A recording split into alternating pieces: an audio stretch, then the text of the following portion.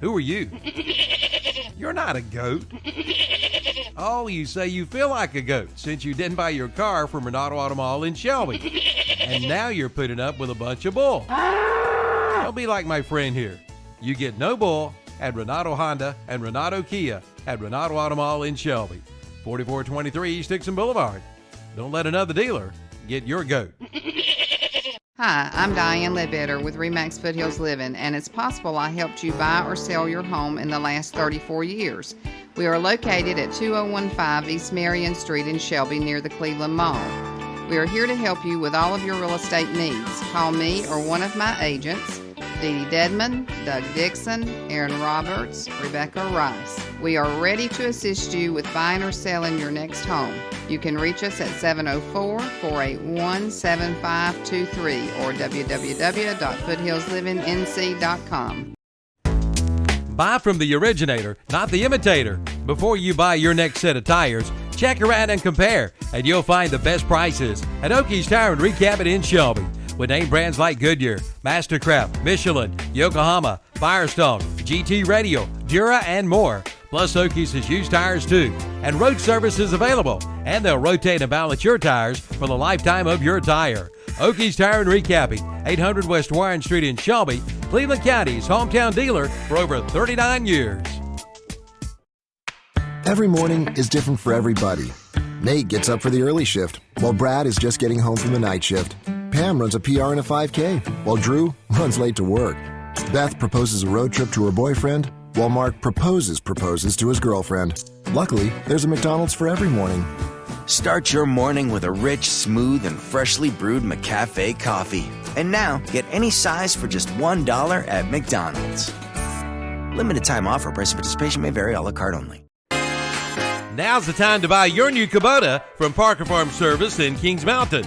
Right now, pay zero money down. Get 0% APR financing for 60 months. Come on in now for all the details. All for good on the Kubota BX Series, the Kubota B Series, the Kubota L Series, and the Kubota MX Series tractors. Again, zero money down and 0% APR financing for 60 months. Get your new Kubota today at Parker Farm Service, 126 Bessie Drive in Kings Mountain. Now, through November 15th, get up to $500 in instant rebates with a purchase of qualified American Standard equipment from Bill Shuford Heating and Air in Shelby. But that's not all. Get 0% financing for up to 72 months. Come in or call for all the details, 704-484-0025. Again, up to $500 in instant rebates on qualified American Standard equipment and special 0% financing for up to 72 months. Bill Shuford Heating and Air, 213 Camel Street in Shelby. Online at BillShufordHVAC.com.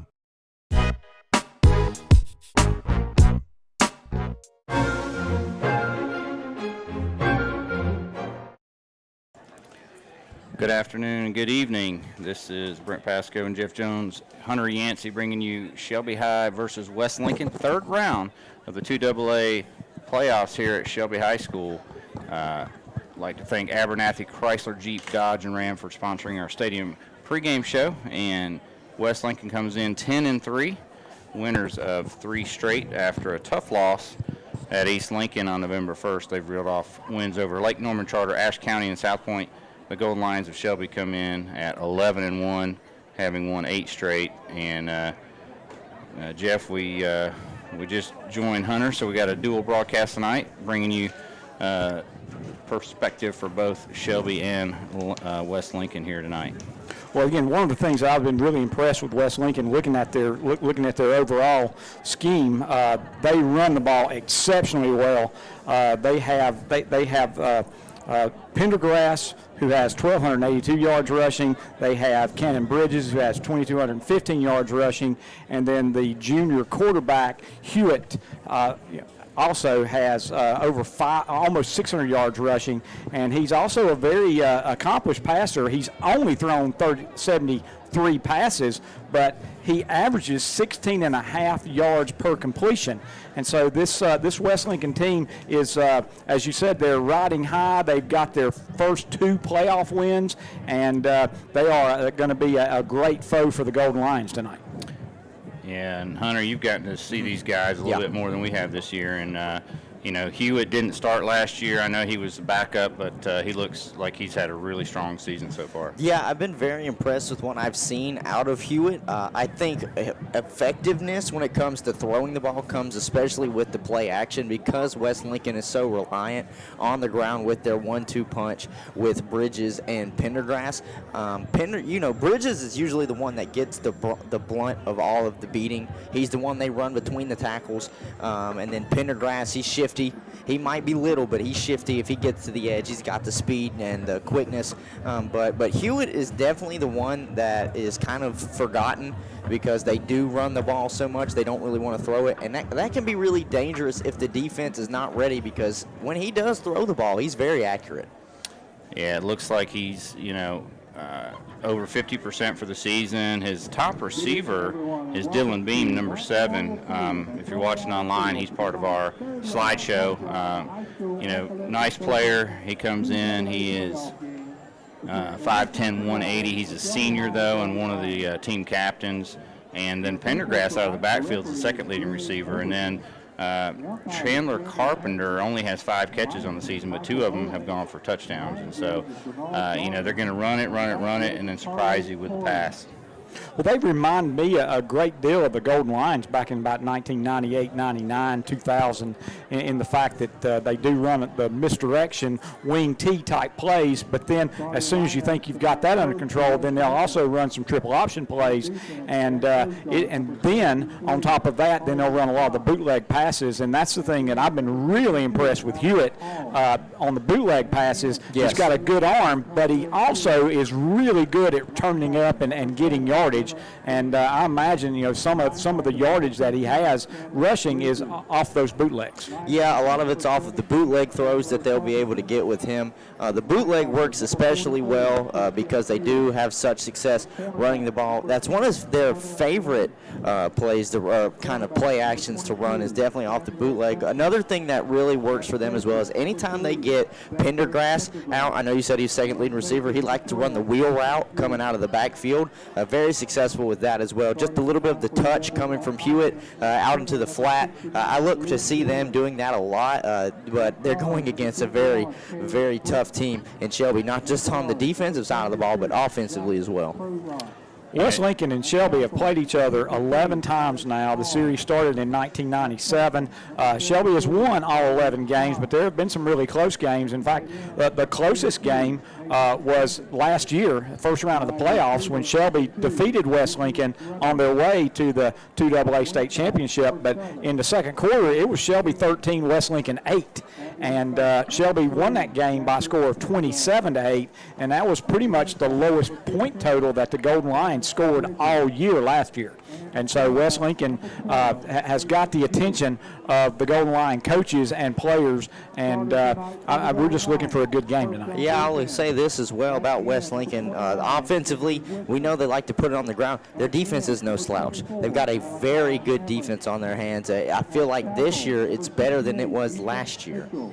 What's really interesting is, you talk about something's got to give sometimes, and when you look at the stats, the one thing that really sticks out is that West Lincoln averages 352 yards rushing per game, but Shelby only gives up 83.5 yards a game. So you got to figure at some point one team is going to impose their will on the other, Jeff and Hunter, and it just remains to be seen which is going to be the case. Well, that's why they play the game, and we'll find out pretty quickly what's going to happen. We've got about 12 minutes before kickoff. We'll come back and we'll have our Bill Schubert Heating and Air Shelby Coaches Conversation, and we'll do that after this 3-minute break. Shelby and West Lincoln here tonight on KTCBroadcasting.com, WOHS, and WCSL. You are A-plus approved for your back-to-school loan from Basic Finance in Shelby. Come down and get your back-to-school cash at Basic Finance in Shelby. Yep, it's time to stock up on school supplies, and Basic Finance Company in Shelby has the cash you need. Just call 704-481-0111 or drop by their office at 306-2 East Dixon Boulevard in Shelby. They are behind you with the money you need. And remember, with Basic Finance Company in Shelby, it's golf on Saturday, church on Sunday. 100 years of anything means a lot. And at Honda Motorcycles of Shelby, you'll find over 100 years of combined motorcycle experience. So they must be doing something right. If you're in the market for a new bike, trike, or four-wheeler or ATV, see the folks you can depend on for sales, service, and parts. That's Honda Motorcycles of Shelby, with over 100 years of combined motorcycle experience. Honda Motorcycles of Shelby, 4402 East Dixon Boulevard in Shelby. When it comes to flooring, there's only one name to know. Willis Flooring Shop at 2247 Kings Road, Shelby, across from Carolina Auto Glass. Specializing in flooring of all types, tile, hardwood, LVT, and carpet galore. Stop today and see their beautiful showroom. Willis Flooring also carry granite and quartz countertops, and professional installation is available. Call Greg at Willis Flooring, 980-404-0065. Hours are Monday through Friday, 8:30 to 5:30. Willis Flooring Shop, Shelby, proud to support Shelby Golden Lion football. The kickoff sales event is underway at SNR Auto Sales in Shelby. The selection is absolutely unbelievable. No matter what you're looking for, you'll find it at SNR Auto Sales in Shelby. See their selection of trucks, vans, and SUVs, plus Mercedes, BMWs, Hondas, Cadillacs, Chevrolets, Nissans, Fords, and more. They have a vehicle for every need, and financing is available. Check them out at SNR Auto Sales, 417 South Post Road in Shelby. Become one of their satisfied customers today. Only at srautosales.com. Going on now, the Echo National Sales Event at Shelby Hardware. Coming out for great deals, like an Echo CS 400 18-inch chainsaw. Buy now for $299 and get a free carrying case and a free chain. But that's not all. Save big on the Echo Electric Lithium Blower, model CPLV 58 for only $229.99. Don't miss it, the Echo National Sales Event going on right now at Shelby Hardware, 506 South Lafayette Street in Shelby. For a good night's sleep, head to Hendrick Appliance and Mattress Center in Shelby. Visit their showroom featuring Sealy and Tempur-Pedic mattresses. From twin to twin XL, from full to queen, and from king to California king. There's one that will help you feel completely rested when the sun comes up tomorrow morning. Ask about special summer sale-down pricing now. Relax and rest comfortable tonight with a new Sealy or Tempur-Pedic mattress from Hendrick Appliance and Mattress Center, 1241 East Dixon Boulevard in Shelby. Online at hendrickappliance.com.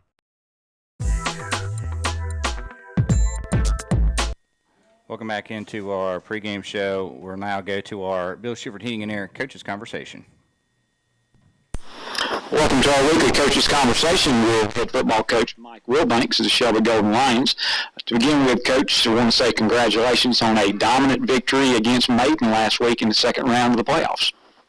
Thank you. It was, win and move on, and so we did that. We did it in dominant fashion. I thought the defense we played an excellent game offensively. We turned it over a few times, which I was disappointed in, but we found a way to overcome those turnovers and found a way to get a big win at home and get ready for the third round. You come in this week and you're playing on Thanksgiving Friday, and that's a really big deal. Teams talk about how special that is. We've been fortunate enough here at Shelby. This is the 10th straight year that we've played on Thanksgiving Friday. Could you tell our listeners about how that's different? What kind of challenges you run into with being out of school Wednesday, Thursday, and Friday? You're right. It is special to play on Thanksgiving Friday, and I have to remind myself sometimes that not to take that for granted, because a lot of schools look forward to that, but here at Shelby we've kind of made a habit of it, and but it does present a change in your schedule, because we're out of school Wednesday, Thursday, and Friday. So what we do here is on Wednesday morning they come in. I brought them in about 8:45 or 9 o'clock Wednesday morning, and we had a little bit of breakfast, and then we practiced at 10 on Wednesday morning. And then our goal is to give them as much time off with their families, because it is Thanksgiving. So we bring them back in at 8 o'clock Thursday night, and we practice under the lights in the stadium, and a lot of fans and family and people that come out to watch that practice, and it's a fun time. We'll have some alumni, some former players will come back who are in town and get to talk to them. So it's a special time. It's a fun practice, but it's also part of what makes Shelby so special is some of that tradition. So there's former players and fans coming out there for practice. And then Friday, we try to make it as much like a school day as we can. I know there's no school, but they come in at 3, and we pick up at 3 o'clock just like it's a normal school day. We go through our normal routine, and pregame meal and uniform and meetings and all that kind of stuff as we get ready for the game. Talking about this week's game, we're playing against a team that has got their first 2 playoff victories in the history of the school, the West Lincoln Rebels. And we're familiar with West Lincoln. Over the years, we've played them quite a few times. Tell us about what to expect from this West Lincoln team.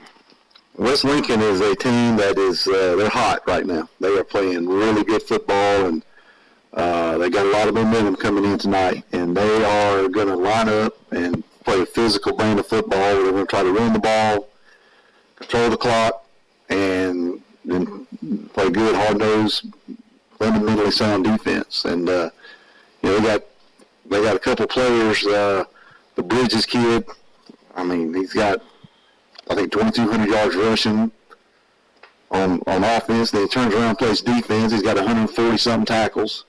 I mean, just a phenomenal player. And we're going to have to deal with him on both sides of the ball. Then they got another linebacker, Beam. Keel plays the other outside linebacker. They're really good at the linebacker position, and they do a lot with them. They move them around and try to blitz them, and you know, offensively, do a lot of misdirection. And we just got to play our assignment on defense and stay at home and be where we're supposed to be. Everybody's got to do their job and just play assignment football on defense. Well, that brings us to the last question of the interview, as always, keys to a Golden Lion victory. I think we got to stop the run. I think that's going to come down to defense has done so well the last couple of weeks stopping the run. So if we can stop their running game and force them to throw it, which I mean, they can throw it, but they don't. That's not what they're coming in here wanting to do first. But we got to stop the running game. We got to try to contain the Bridges kid. I know he's going to get some yards, but we got to slow him down some. Then offensively, it's I know it's cliche, but it is turnovers. If we can avoid the turnovers and avoid some big penalties, I think we'll be fine offensively. Offensive line's got their work cut out. There's a lot of blitzing coming at them. So if the offensive lineman can pick up some of the blitzes and in the run game and the pass game, I think we should be okay. So that's our keys to the game. Well, congratulations for a great season thus far. Good luck tonight, and hopefully we can talk to you about a berth in the Western Finals next week. Sounds good. Thanks, Coach. And that was Coach Will Banks on the Coach's Conversation, of course, sponsored by Bill Schufert Heating and Air. We're going to take one more 3-minute break. We'll be back with our winner of the coin toss, which is going on right now, and our players to watch. We'll do that after this break. Buying a home can seem like a daunting task, but it's really not with Homestar Financial. With a short phone call, we can get you pre-approved. Once pre-approved, you're free to shop for the home of your dreams. At Homestar Financial, we can tell you the price or payment range that you qualify for. Your realtor will appreciate that you took the time to get pre-approved. So call me today. Let's make buying a home a dream come true. With Homestar Financial, it's quick and easy with no surprises at closing. Call today. When it comes to a Coyote, it's time to check out West End Sales in Vail, North and South Carolina's #1 dealer. Head to West End Sales in Vail for your Coyote today. Check it out. It's time for you to get ahead of the pack and get a new Coyote from West End Sales in Vail. Ask about their 6-year unlimited hour warranty and a free loader with qualifying tractors. That's West End Sales, located at 110 North Highway 18 in Vail. Hi, I'm Rusty Wise with Mr. Sparky by Wise Electric Control. Did you know we cover the entire Charlotte market?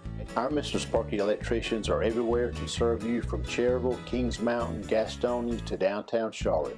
We are your local electrician to call when you have any home or business electrical issues. If you're a Panthers fan, Knights fan, or Hornets fan, Mr. Sparky is here for you. No more malarkey. Call Mr. Sparky. There you go, Ann. Your new account is now open. Just one more little thing. Here's your card. What was that? It's my new bank. Every time I turn around, I get hit with another fee. You need to get an account at Carolina Federal Credit Union. She's right. Tired of getting hit by bank fees? Switch to Carolina Federal Credit Union today. Make those pains go away. Here's your receipt. In this moment, who has your back? Do you know the name of your insurance agent? Does your insurance agent know your name? Or would you call the 1-800 number that connects you with who? Another state? Another country? Get a local independent insurance agent with Auto Owners Insurance, someone you can call when bad stuff happens. In this moment, get an agent who will protect you in that moment. Visit Maxwell Hamrick Insurance Agency with offices in Bowling Springs, Spindale, and Shelby. Visit the website at mbhamrickins.com. Do you know what Putnam Distributor sells? Auto parts, truck parts, stuff for all sorts of equipment, 25 brands of motor oil, hydraulic fluids, filters, batteries, even nuts and bolts, all at low, low prices. Putnam Distributors is located in downtown Patterson Springs, just 5 miles from the Shelby city limits. Go south on Highway 226 or Highway 180 and follow the signs. Putnam prices are low on everything for everybody. Call them at 704-484-9395. It's in the phone book. Or try them at PutnamDistributors.com. Jammin' Jay's Pizza Factory is off, and we're off and running. Xander Pendergrass on the kickoff return for the Rebels up to around the 40-yard line. And it's a great kickoff return. One of the things we've talked about over the year is that the Golden Lions have had some difficulty with kickoff coverage, and that was a great return by West Lincoln starting on their 40-yard line. And Hunter, I believe Pendergrass has returned a kick for a touchdown, and I think Carpenter's got a couple himself. Yeah, he's got the shiftiness and the speed that you really have to take into account for. He's not big. You know, stature-wise, might be 5'6" on a good day. But I'm sorry, he's 5'8", 150. So soaking wet's not much, but he's got the speed. First down, it's going to be handed off to Bridges, and he's got a yard. He's fighting for a couple, and he's able to plow forward for maybe 2. Yeah, that's a good hard run. That's what's called the weak belly. It's a power play by the fullback into the split inside, and nice job by the Golden Lions up front dealing with that, but then an equally hard run as well. Something that you always look forward to as teaching a running back. When you get hit, try and fall forward. Always try and fall forward, get that extra yards, and that's exactly what they got out of Bridges. They got the wing tee to the far side, and now Hewitt looks over to the sideline. The play clock's at 10. They still got plenty of time to get this one off. He's under center, and it's going to be a give to Bridges again over the right side, and Nick Stites makes a pretty good tackle, but again, Bridges falls forward and gets 2. A nice 2-yard gain. I think one of the things that the Shelby coaching staff is going to be yelling out at the officials, make sure that the halfback isn't moving forward just before the snap. That's one of the things that I was able to look at a little bit of film, and he does a great job at maybe getting just a half step ahead of time, but a really good job that time by the running back as well. And so that's 3rd down and 6, and this is a really important down. And if you're West Lincoln, you can't get discouraged here if you're not going anywhere fast. You know, that's how your offense runs. Empty backfield, shotgun, and Hewitt calls his own number, but it's pulled down from behind. He gets back to the line of scrimmage. That's Santana Flack out of that Shelby defensive front. I like that play call. You get everybody, you spread everybody out. You get in the no backs, and the quarterback tried to go off tackle, and if it hadn't been for Flack, he might have been able to get about 6 or 8 yards. Instead, he picks up 1, but the punting unit is on and back for Shelby. It looks like Jahari Mitchell back at about the 22. High snap, and the kick's off, almost blocked by Malachi Hamrick.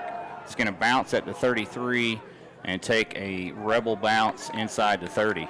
It's a 27-yard punt and no return. Golden Lions will take over now on their own 33-yard line. There's no score, 9:37 left here in the first quarter.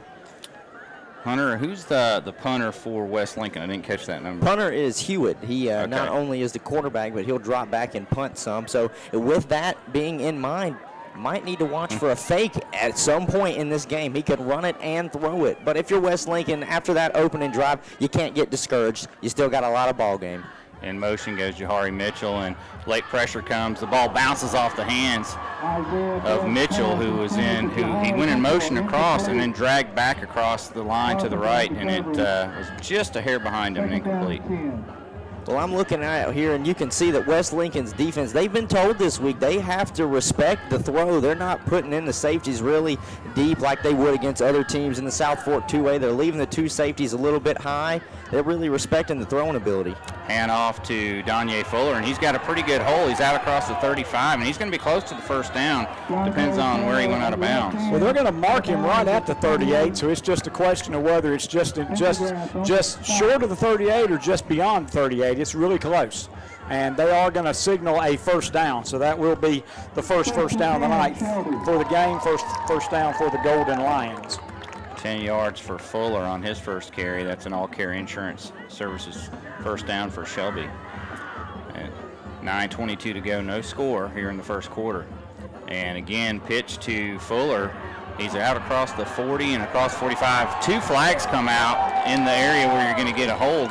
Yeah, what you're going to get is a block in the back. And what happened was Jack Hollifield tried every way he could not to block in the back, but he did. And that's going to be one of those really bad penalties because the penalty flag is going to be about 5 yards behind the line of scrimmage. That's going to turn into be one of those 15-yard penalties. So what was 1st and 10 is now going to be first down, and actually they're saying it's 8 yards. It's a few more yards behind the line of scrimmage. So that's actually going to end up being a 16-yard penalty. It's going to be first down in a country mile. Yeah, they mark it back at the 22. They got to get to the 48. So you do the math. It's 1st and 26 for Shelby.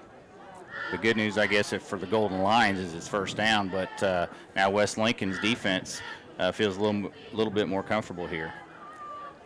Best in the shotgun. He's going to throw out in the flat. It's complete to Daly, and he's running after the catch, and he's got a lot of that penalty yardage back, not quite all of it. Yeah, he's going to get about 14 yards back, and that's going to make it second down and 12, which is a pretty good play after looking at 1st and 26. Yeah, I'm kind of surprised West Lincoln, knowing that they had them pinned back, didn't quite pin their own ears back and send more people after Bess.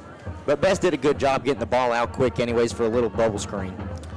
Picks up 14 and 2nd and 12, and Shelby's got to feel a little bit better about their chances now to get this first down. They got 3 receivers to the far side, which is the left, and now Fuller goes to the right side, and it looks like movement on the Shelby side. Yep, so that's 2 penalties on Shelby, already 21 yards in penalties. And one of the things the Golden Lions did a much better job of last week was they cut down on some of the penalties. But as I said, 2 penalties already for 21 yards. Again, this is early in the ball game. There are 8 minutes and 14 seconds left. There's no score.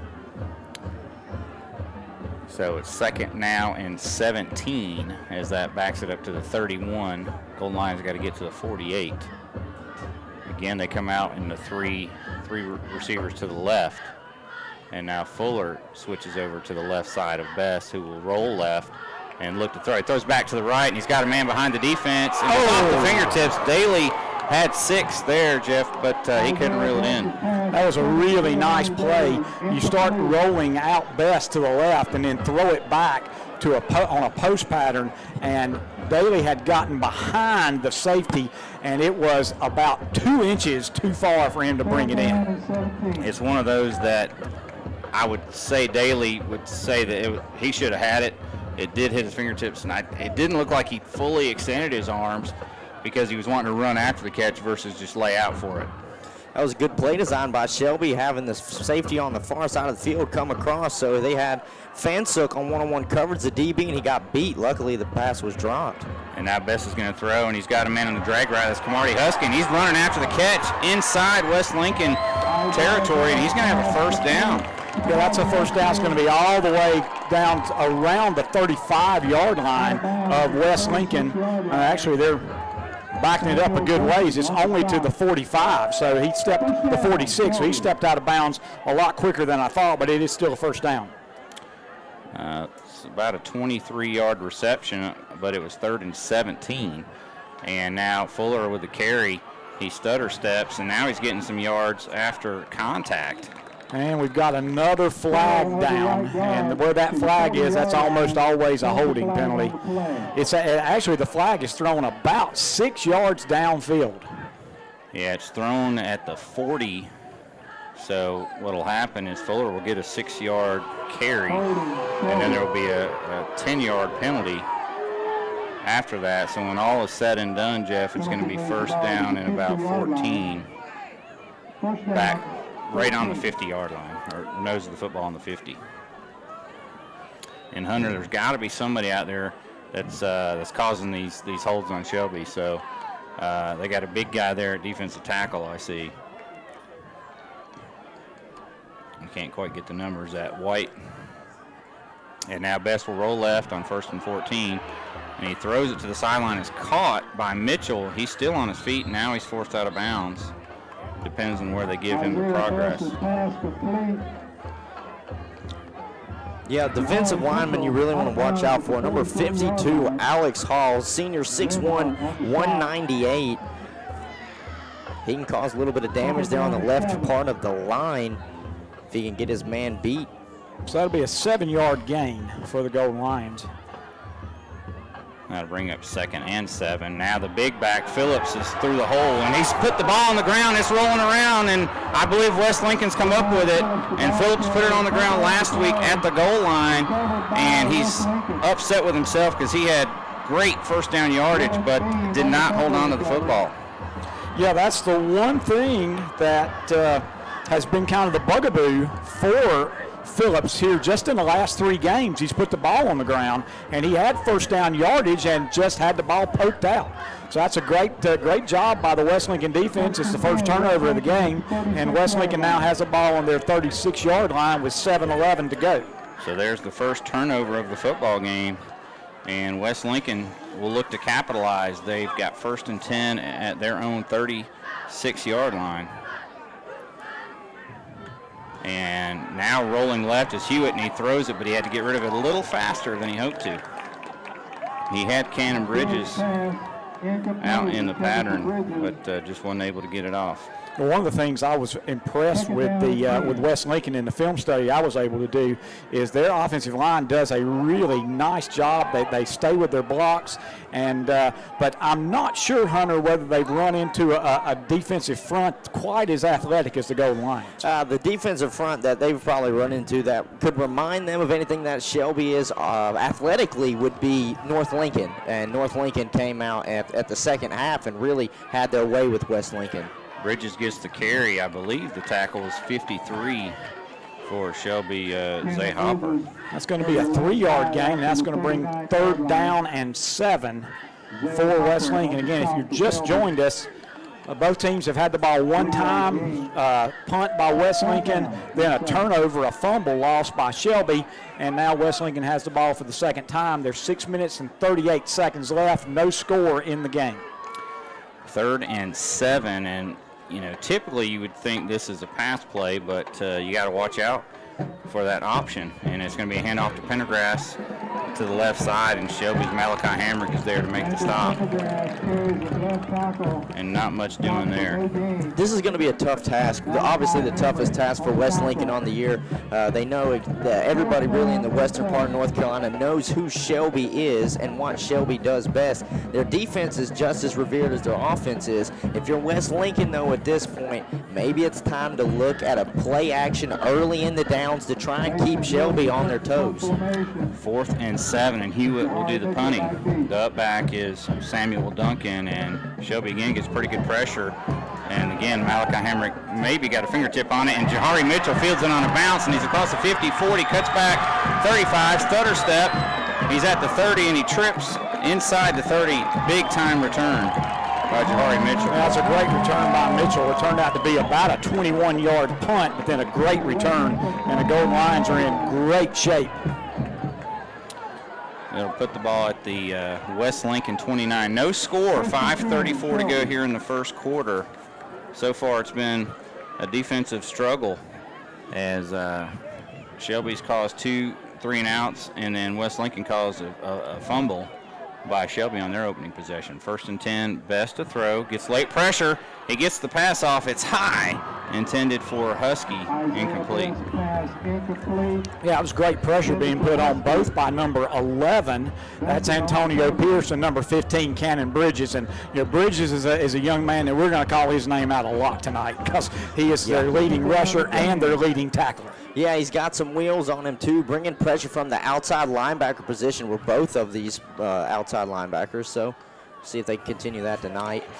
Fuller with a handoff, and he's got a first down yardage and fighting inside the 15. Yeah, that was a great trap block by the Golden Lions. Kimball did a great job with that trap, and that's the third first down here for the Golden Lions, and Shelby first downs will be All Care Insurance first downs. Shelby quickly over the ball, 1st and 10. That was a 15-yard pickup, and now Fuller on first down bounces it to the outside. He's at the 10. He cuts it inside, and he's down here at the 7. Yeah, it's down to the 7-yard line, so that'll be a 7-yard gain. It's going to bring up 2nd down and 3. Again, 5 minutes left here in the first quarter. Golden Lions threatening, no score thus far. Going with a heavy formation now. They're bringing in Flack and Hollifield, and when you bring in Flack, that is a really heavy formation. Yeah, they're both over to the left side of the line, which is the deep side, and they pitch it to Fuller, and he's got a wall of blockers. He's inside the 5, and he's going to barrel into the end zone for the touchdown. That's a 7-yard touchdown run by Danye Fuller here with 4:36 to go, first quarter. Great job, great wall in front of Fuller, and he was able to be really patient and follow that group that was in front of him for the touchdown.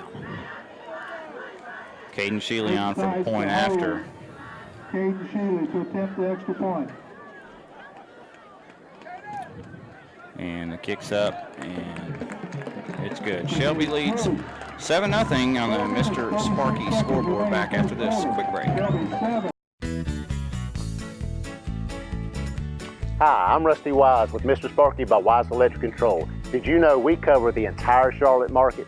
Our Mr. Sparky electricians are everywhere to serve you from Cherryville, Kings Mountain, Gastonia to downtown Charlotte. We are your local electrician to call when you have any home or business electrical issues. If you're a Panthers fan, Knights fan, or Hornets fan, Mr. Sparky is here for you. No more malarkey. Call Mr. Sparky.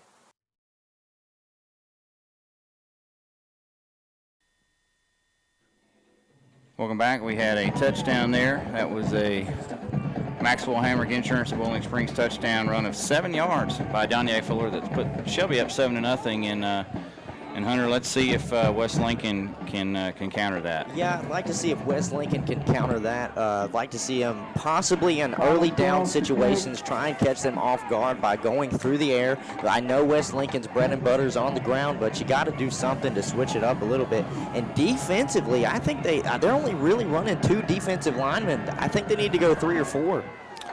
Jim Jay's Pizza Factory kickoff bounces at the 15. It's taken there, and up the sideline goes Pendergrass, and now a late flag on the sideline. Remains to be seen who that's on. I think there's going to be an unsportsmanlike, maybe late hit on, looks like 15 Bridges.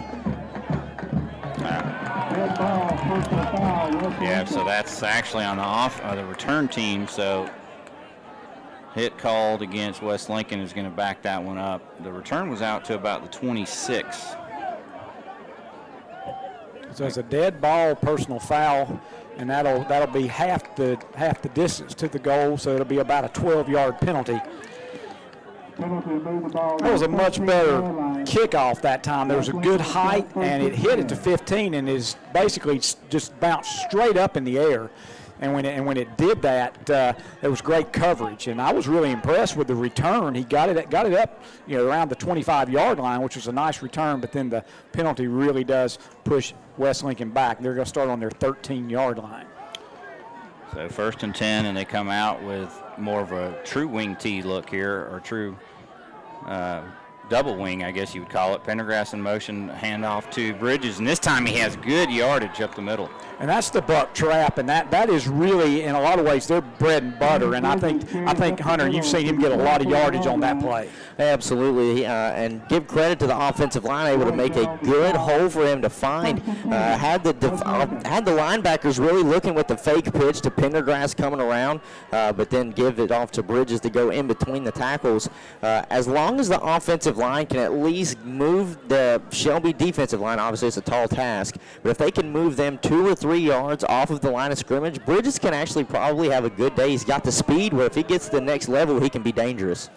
He picked up 11 there. That was a West End Sales of Vale first down for West Lincoln, and now first down play is a keeper by Hewitt. He pitches it to Pendergrass. He's got some room. He's got a first down as well out of near the 40 and across the 40 for the first down. And West Lincoln has finally got some holes to run through here. Yeah, now that was just the basic triple option into the split inside, and a great job. Shelby took the fullback to the quarterback, but they didn't have anybody for the pitch. And I've seen West Lincoln do that very well the last 2 ball games. They've got a lot of yardage on that triple option pitch. Yeah, and especially underneath the feet of Pendergrass. You want to talk about speed and shiftiness. If he was able to at least make one miss, I've seen him make 2 or 3 miss in one run. He's just very hard to get a hold of. It's like he's rubbed down with oil.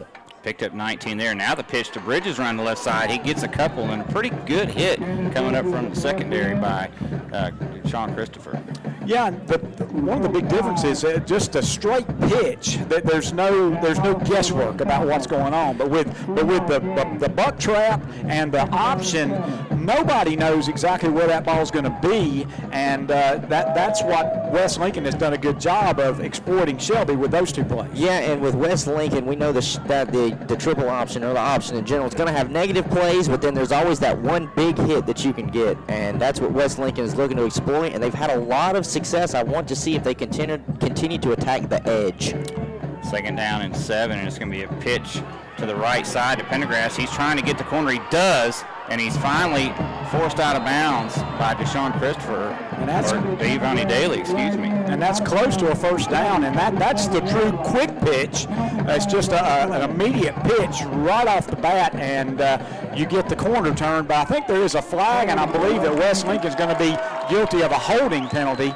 Now, that holding penalty took place upfield a little bit at the 49, so that's going to end up being it's going to be a 10-yard penalty, but when it's all said and done, it's still going to be second down and 14 for West Lincoln. Yeah, it was they'll give Pendergrass 3 yards, and then the 10-yard penalty, so it'll be second down, but it'll be second and 14. And again, I think Pendergrass probably had close to enough for the first down without the penalty. Absolutely, and I think West Lincoln is starting to see something that they're having a lot of success going to the far side of the field, but there's a lot of grass hitting the edge.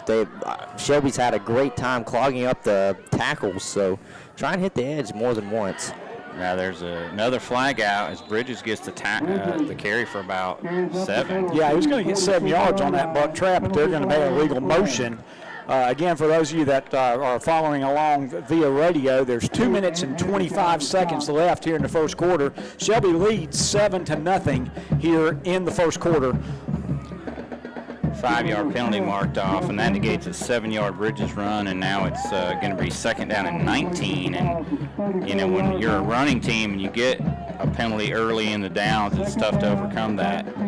And that's what West Lincoln's facing here. Very tough to overcome, and especially against a defense as stout as Shelby's is, and they know exactly what you're wanting to do. So I think this would be the opportunity to maybe bust out one of those play-action wheel routes, play-action, send your tight end down the center of the field, and just see if you can get a chunk play. Yeah, don't get it all in one play. Langston Hoffman brings the play in for the Rebels. And now they've got a 2 tight end set to the right, and Hewitt's going to keep it on the option. He pitches it, and Shelby's there for a short gain. Yeah, they did a much better job defending that one. And one of the things, if you can make that quarterback run and run and run before he pitches it, it's a much easier way to try to control that. So that's going to end up with about a 3 to 4 yard gain, and that's going to bring up third down and 16. Another thing, Shelby started out with the penalty bug. They had 31 yards in penalties early in this quarter, but now West Lincoln in this drive have been guilty of 27 yards of penalties. So that's really kind of, that's kind of evened up now. And if you're West Lincoln in this big of a game, you cannot shoot yourself in the foot. You have to really grasp every opportunity you get for positive yards. Third and long, and Hewitt rolls right. He looks back to his left. They got the screen set up. It's caught, but Malachi Hamrick is there on Bridges to make the stop. He waits for some teammates to come help him out, but that was a good job of Hamrick to fight off the block. Yeah, that was a really nice play design, but Malachi Hamrick, I think he's just seen so many screens this year. He just sniffed it out and was right over there. And in fact, if he had been a little bit more aggressive, he might have had a chance to intercept that ball. Yeah, I agree. So that's going to bring up 4th down and about 15. I think they're going to end up with 1 yard gain on that. If I'm West Lincoln, I'm bringing some more package defenders into this special teams. He's about had this blocked twice. And about again, but this time he punts it over the head of Mitchell, who then it bounces back over, said the other way. West Lincoln thinks that Mitchell touched it. Mitchell's saying, no, I didn't, and let's see what they say. Shelby ball. West Lincoln fans did not agree with this call. And it was close. He did put his hands up. I thought maybe it would have got a fingertip, but referees say otherwise. Well, that was a nice punt. That was a 35-yard punt. And you mentioned, Hunter, that they needed to do something a little bit different on their punt. They did change that formation, and they had a lot more inside. They didn't have the split ends that they'd been having, and that kept Shelby from being able to really come at it up the middle. So this might be the last play of the first quarter. And it's a handoff to Fuller in between the left guard and tackle, and he gets, I don't know, 3 or 4 up near the 30-yard line. Shelby started this drive on their 26 after the punt. So that's going to be marked almost at the 30-yard line, and that should be the last play of the first quarter, Brent. Absolutely. So after 1, it's Shelby 7, West Lincoln nothing, and we'll take a 60-second break. We'll be back after this. It's the Summer to Drive Yamaha sales event at Full Throttle Power Sports in Gastonia. Yes, it's time to get out and ride. Get up to $3,000 in customer cash and load 2.99% APR financing during this special event. And check out the new Yamaha Slingshot, the ultimate joy ride, with rebates of up to $2,500 and 2.99% APR financing for up to 60 months. So get out and ride during the Summer to Drive sales event at Full Throttle Power Sports, 100 Indian Walk, exit 22 off I-85 in Lowell. Now through November 15th, get up to $500 in instant rebates with the purchase of qualified American Standard equipment from Bill Shuford Heating and Air in Shelby. But that's not all. Get 0% financing for up to 72 months. Come in or call for all the details, 704-484-0025. Again, up to $500 in instant rebates on qualified American Standard equipment and special 0% financing for up to 72 months. Bill Shuford Heating and Air, 213 Camel Street in Shelby. Online at BillShufordHVAC.com. Welcome back. We head to the second quarter here at Shelby High, here on WCSL and WOHS, and Shelby leads West Lincoln by a score of 7-0, and it's just been one of those games where it is physical so far, as Coach Wilbank said in the coaches' conversation, and West Lincoln is just, they hurt themselves on that last drive, but it looks like they were able to get a little bit more yardage, and like Hunter said, if they can mix in maybe some pass plays to the running backs out of the backfield, they can maybe exploit some of that Shelby aggressiveness on D. Second down, 6 for Shelby, and Bess is going to throw. He's got Kamari Husky out in the flat near the first down. I think he's going to get just beyond that first down marker, and that will be another first down. And again, that is a All-Care Insurance of Shelby first down, and that's the 4th first down of the night for the Golden Lions, 2 passing, 2 rushing. And Husky's got his second catch tonight. He leads the Golden Lions with 2 catches for 29 yards here early. If you ask me, West Lincoln really needs to try and stir up some pressure on Bess. He's having all day to throw this ball. And now Bess is going to throw again. He gets late pressure, and Hunter, you called that one. They're trying to rip the ball from him. It's going to be a sack and a loss of about 5. One of the nice things at West Lincoln, the 2 times they've almost got pressure, the one time earlier that they almost got pressure on Bess, they bring a linebacker late. And what that does is that linebacker coming late, he's going to see where the offensive linemen have locked up, and then they're going to be able to exploit a void. And they were able to do that. And what happened that time was that Bess saw the unblocked man, and so he stepped up, but he stepped up into a man that was being blocked, and that's what really caused the problem. Second long, it's a pitch to Fuller around the left side. He's got the penalty yard back, and that's all. There is a flag down all the way over at the 30, which is a yard behind the line of scrimmage. That's gonna be a block in the back, I think. That'll be another one of those 11-yard penalties. That's my guess. Steve's saying it might be offsides. Well, they're definitely having a conversation about it over on the far side. And nobody's moved one way or the other. Usually the players will let you know. So they're going to call an illegal shift on Shelby, and that changes everything because the gain only got back to about the original line of scrimmage, and West Lincoln may want to decline this. Well, they take the penalty, which is a 5-yard variety. Well, they've just marked off 6 yards for a 5-yard penalty. North Lincoln leads Burns 7-0. Elkin leads Thomas Jefferson 7-0, and Robbinsville leads Murphy 7-0. And we'll get back to you after this play. So it's second down and right at 20. It did turn out to be a 5-yard penalty. Yeah, they fixed the spot there. So second down 20, and now Best rolls right.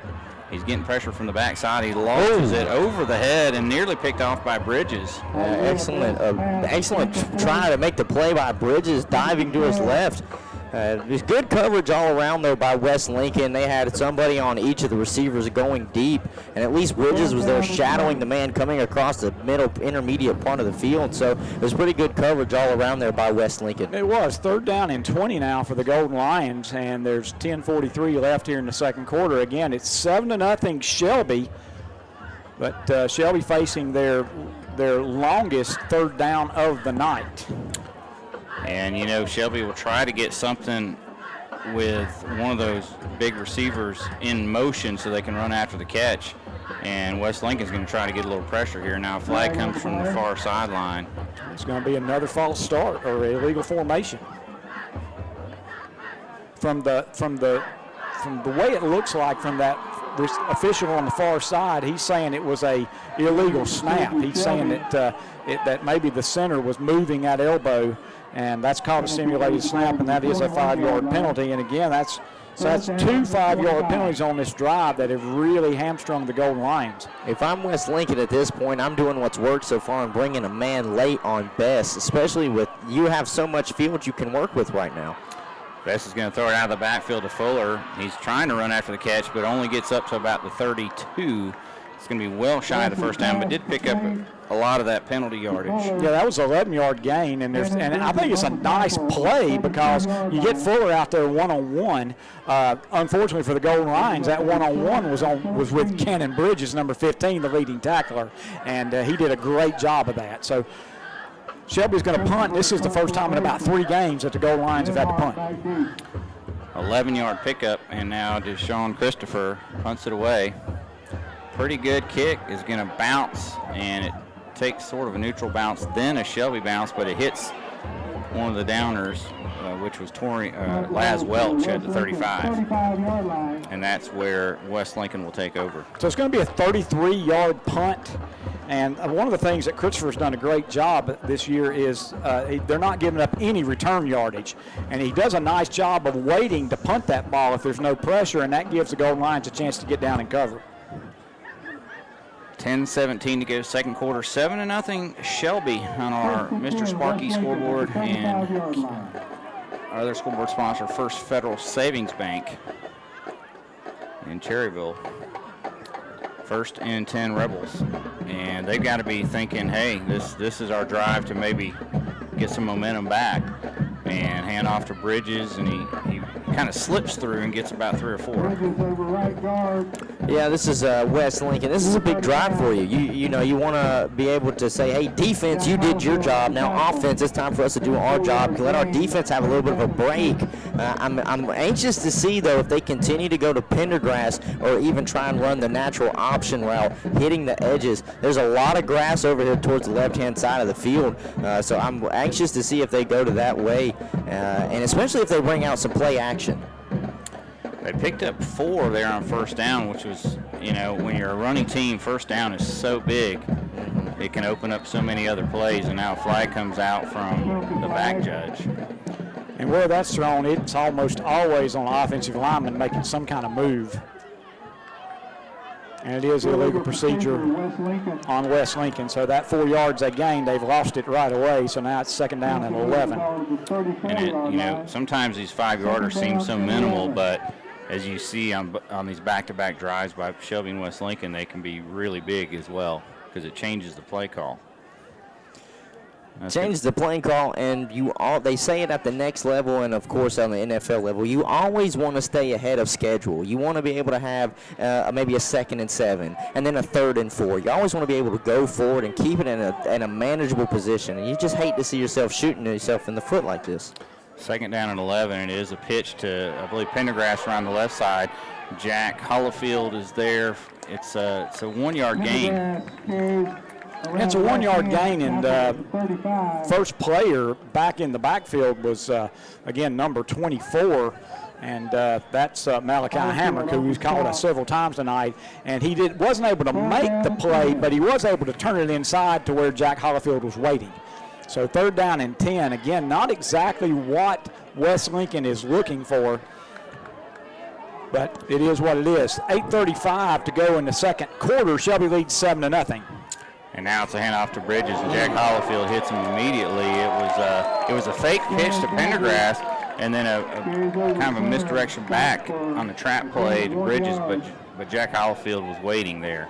Well, the problem with that play is, for that play to work, the tackle has to get a block on the linebacker. And the first time that they ran that play, the tackle got a great block on the linebacker. That time, he got squeezed down, and that meant Hollifield just sitting there waiting for the running back. Hewitt stays in to punt on 4th and 9, and he gets away a pretty good one. Mitchell's going to field it at the 34, and he puts it on the ground, and luckily he was able to get it back. And Shelby's got a little bit of butterfingers here early. Yeah, that's a nice 30-yard punt, and you said it. Shelby was really fortunate that he was able to fall on that ball because he took quite a shot, and he's going to end up losing 4 yards on the punt return. Yeah, I mean, he was hit and just reached out and barely was able to grab that and pull it in. Had he not, there was nobody else on Shelby anywhere near it. That would have been a sure momentum-changing play there, but Shelby keeps it and hand off to Phillips on 1st down, and his second carry is a good one. He gets 5. Yep, gets 5, and notice how he had that ball in his belly and had both arms securely over it, and that's a nice 5-yard gain. But, I mean, you've got to be impressed with West Lincoln's defense because Shelby's not had those patented big plays, and they hadn't had exactly the field position that you're used to seeing. So it's only 7-0 here with 7:22 left in the first half. I think Shelby had the big plays early, and then West Lincoln was able to see what Shelby really wanted to do, made some adjustments. Great job by the coaching staff making the adjustments needed, and they've answered really well. I'm anxious to see if they keep the ball on the ground, Shelby. And Husky on the little pitch around the left side's got good yardage out near midfield. And see, that's where West Lincoln was struggling early in the game. I know that Shelby was feeding the running back Danye Fuller, and he was eating them alive. So there was a lot of success for Shelby on the ground early. And then they tried to throw the ball over the yard. West Lincoln was able to make a few stops, but I'm anxious to see if Shelby goes back to the run game. Another first down, all carry insurance first down for the Golden Lions. That was a 9-yard pickup, and there goes Phillips, and he's got 5 and more. He's 10, 15. He's just tripped up at the 35. And credit Shoelace Hewitt, the quarterback that's playing safety.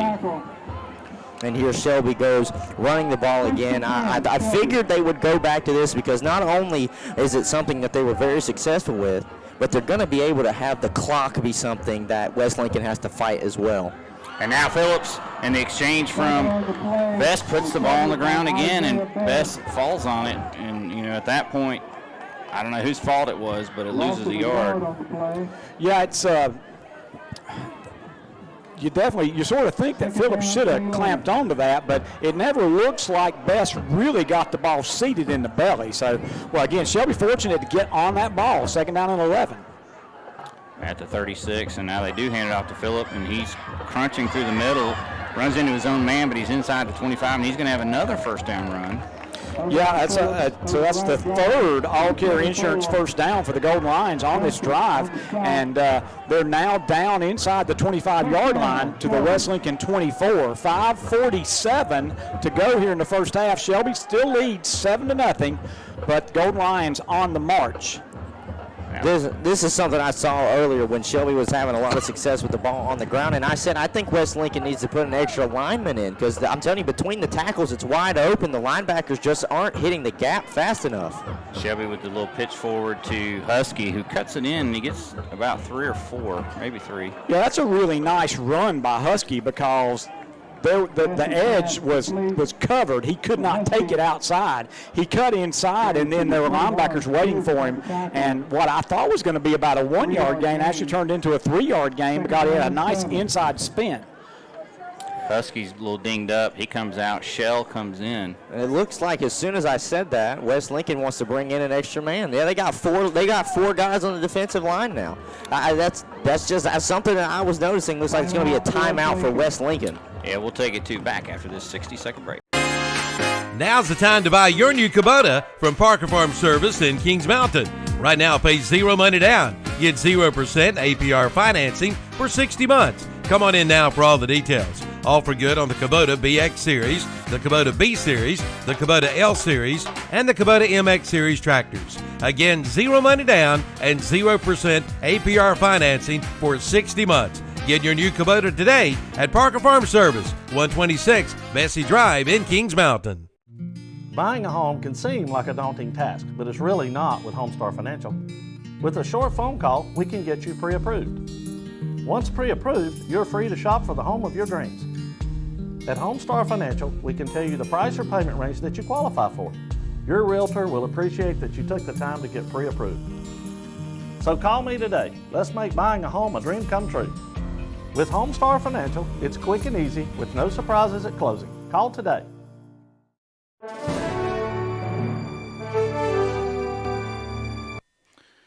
All right, back to action here after the timeout by the Rebels.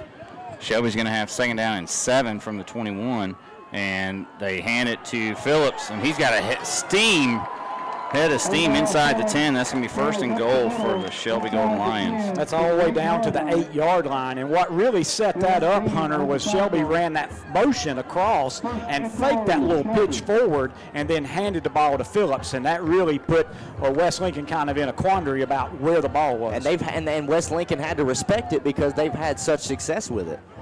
Phillips gets the carry on 1st and goal from the 7. Oh, a late flag comes in, and so that what was going to be a touchdown, I don't know. I think it's going to be a holding penalty, and it is. And he was so sure, and he made that call so quickly. Generally, when the man behind the play calls that hold, it's got to be pretty egregious to make that call. So he's gonna get credit for about a 3-yard gain because the holding penalty is up at the 5. So it's going to turn out to be officially like a 7-yard penalty on the Golden Lions, but now it's 1st and goal from the 15. Yeah, so that changes everything because 1st and goal at the 15 versus 1st and goal at the 7. Of course, Shelby's had, they can get it in chunks, so they could still run it here. And they fake the pitch to Mitchell, and there's a flag down. And there's another 5-yard penalty on Shelby. So now Shelby, their own worst enemy, much like West Lincoln was on the last drive. So what was 1st and goal on about the 8-yard line is now 1st and goal way back at the 20.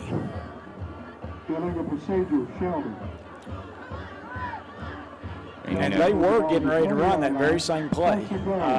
Motion across and then hand the ball to the fullback up to the one back up the gut. It'd be something here. I'd like to see if Shelby comes here. He's got single coverage down here between Thompson and 22 Duncan. I'd like to see if he'd go that way. They're just going to keep it on the ground.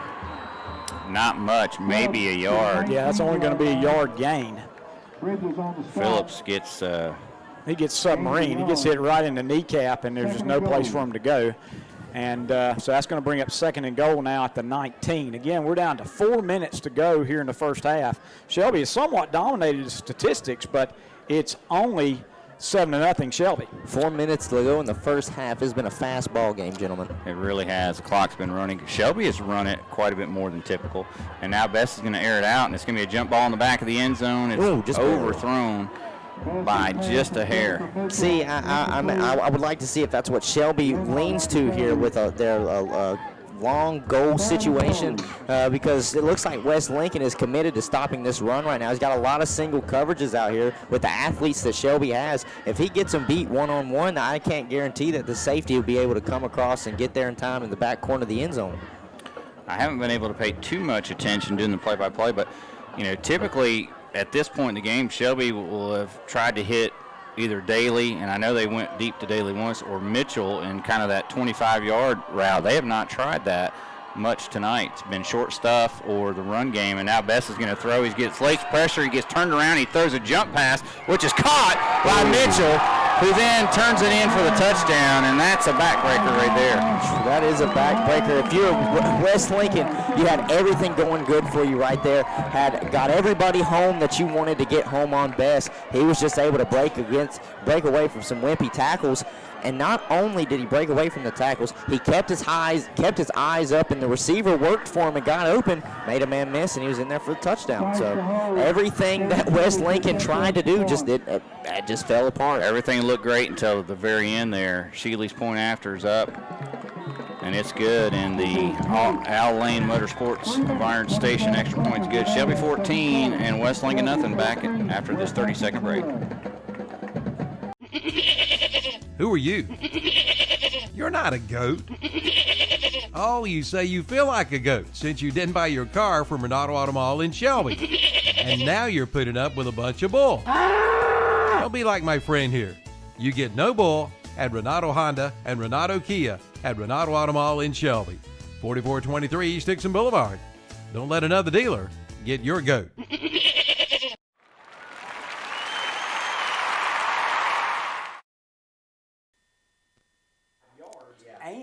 Welcome back to action here. We have a Jim and Jay's Pizza Factory kickoff coming up for Silas Goss of Shelby. That last Maxwell Hamrick Insurance touchdown, and Hunter, you can probably do it more justice than we can on that call. You had a good view where West Lincoln did everything right except take Bess down. Yeah, they had 2 or 3 defenders really had him cornered and had him by the ankle at one point, spun him all around, and he got out of the wimpy tackle on his, if you even want to call it a wimpy tackle, it was just, Bess wanted it more, and he did everything he could to stay up, kept his eyes downfield, found a man open, and made the play.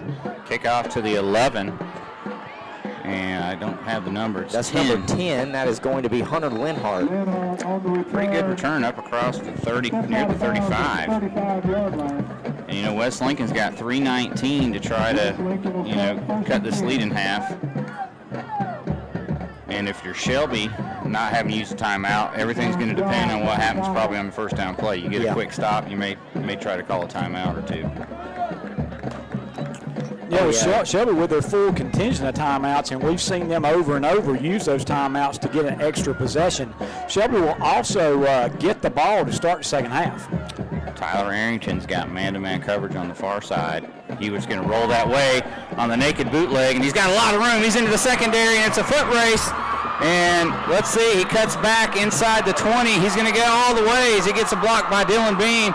And just like that, one play, and he would get 65 yards for the touchdown. And that's the waggle pass bootleg that we talked about, and he just outran the Shelby secondary. It was a great play.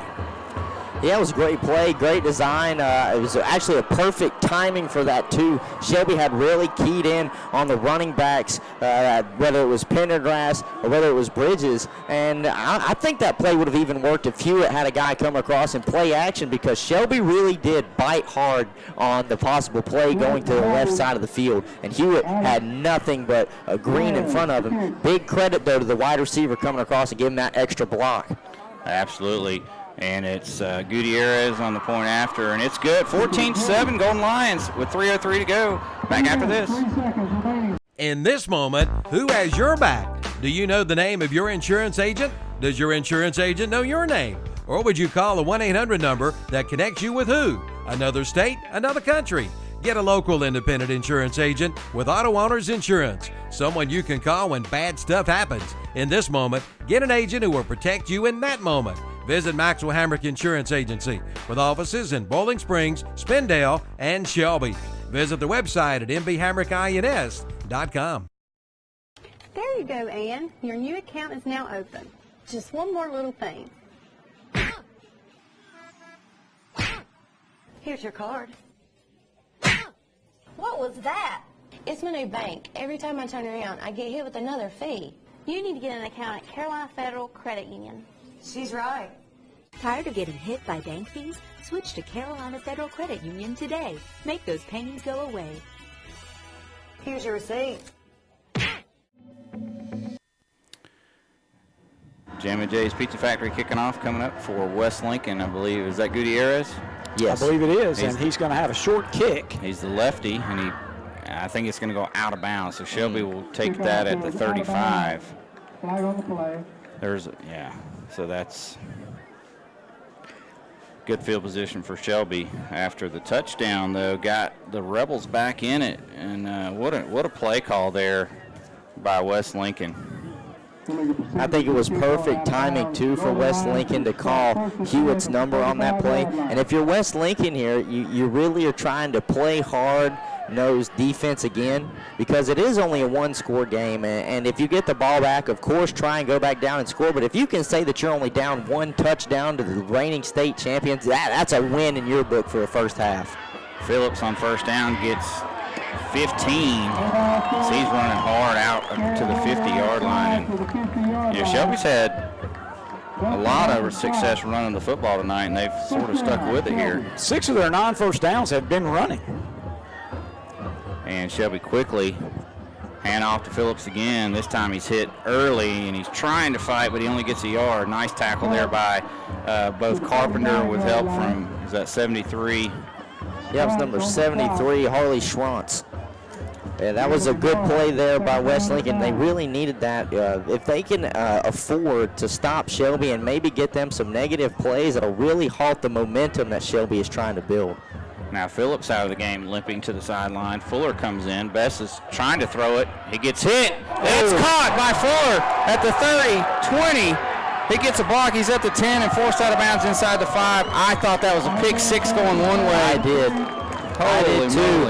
He was just a little early jumping that ball. If he would have waited just a second, maybe took a better angle, I think he jumped it. He was too hard on the jump. If he played more of the receiver on that pass, I think he would have, if not intercepted it, definitely broken it up. And West Lincoln got pressure there on Best too. Hit him in the legs as he was letting it go. So first and goal from the 7 now for the Golden Lions, and they've got the Wildcat in. And that's Mitchell, and he goes in for the touchdown. And just like that, Shelby answers with a touchdown of their own to make it 20-7. That was a 42-yard pass to the running back, Donye Fuller, and then it was a 7-yard touchdown run by Jahari Mitchell, his 5th touchdown of the season out of the Wildcat. And now Caden Shealy on for the point after. I think Stites is missing the kicking block. Well, this is something you take a timeout for because you really need that block. They were missing a blocker, so T.J. Griffin comes in late. The play clock's at 6. And low snap, Stites gets it down, and Shealy kicks up, and it's good. 21-7, Shelby, 2:04 to play here in the second quarter. Back after this. The kickoff sales event is underway at SNR Auto Sales in Shelby. The selection is absolutely unbelievable. No matter what you're looking for, you'll find it at SNR Auto Sales in Shelby. See their selection of trucks, vans, and SUVs, plus Mercedes, BMWs, Hondas, Cadillacs, Chevrolets, Nissans, Ford, and more. They have a vehicle for every need, and financing is available. Check them out at SNR Auto Sales, 417 South Post Road in Shelby. Become one of their satisfied customers today. Only at srautosales.com. Hi, I'm Rusty Wise with Mr. Sparky by Wise Electric Control. Did you know we cover the entire Charlotte market? Our Mr. Sparky electricians are everywhere to serve you from Cherryville, Kings Mountain, Gastonia to downtown Charlotte. We are your local electrician to call when you have any home or business electrical issues. If you're a Panthers fan, Knights fan, or Hornets fan, Mr. Sparky is here for you. No more malarkey. Call Mr. Sparky. The game plays right here. Are you ready for some football? Your sports leader. Jam & J's Pizza Factory kickoff. Bounces at the 20, taken at the 18. Pendergrass is pulled down right around the 23. Nick Corey and Jalen Kimball combined on that tackle. Well, we've had just bang, bang, 2 back-to-back big plays, and what was 14-0 Shelby is now 21-7 Shelby. But again, Shelby had 2 of Shelby's scoring drives tonight have been 58 seconds and 59 seconds. And then, of course, West Lincoln's only scoring drive, it was probably about 15 seconds. Yeah. So big plays here, but not all by the Golden Lions. 1:59 remaining here in the first half. Shelby leads 21-7. Kings Mountain trails at halftime to AC Reynolds by a score of 10-2. West Lincoln with a timeout. We'll take it 2 back after the 60-second break.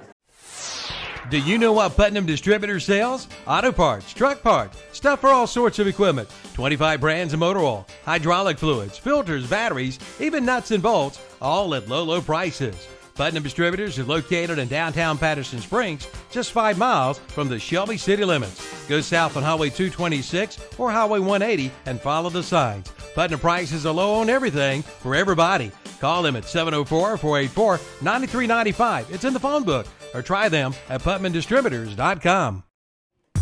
Going on now, the Echo National Sales Event at Shelby Hardware. Coming out for great deals, like an Echo CS 400 18-inch chainsaw. Buy now for $299 and get a free carrying case and a free chain. But that's not all. Save big on the Echo Electric Lithium Blower, model CPLV 58 for only $229.99. Don't miss it, the Echo National Sales Event going on right now at Shelby Hardware, 506 South Lafayette Street in Shelby.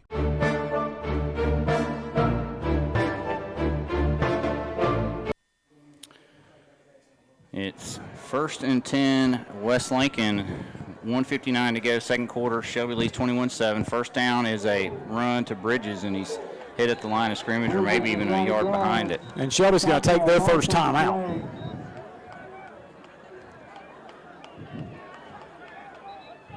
Timeout, Shelby. Okay, timeout on the field. Golden Lions back again.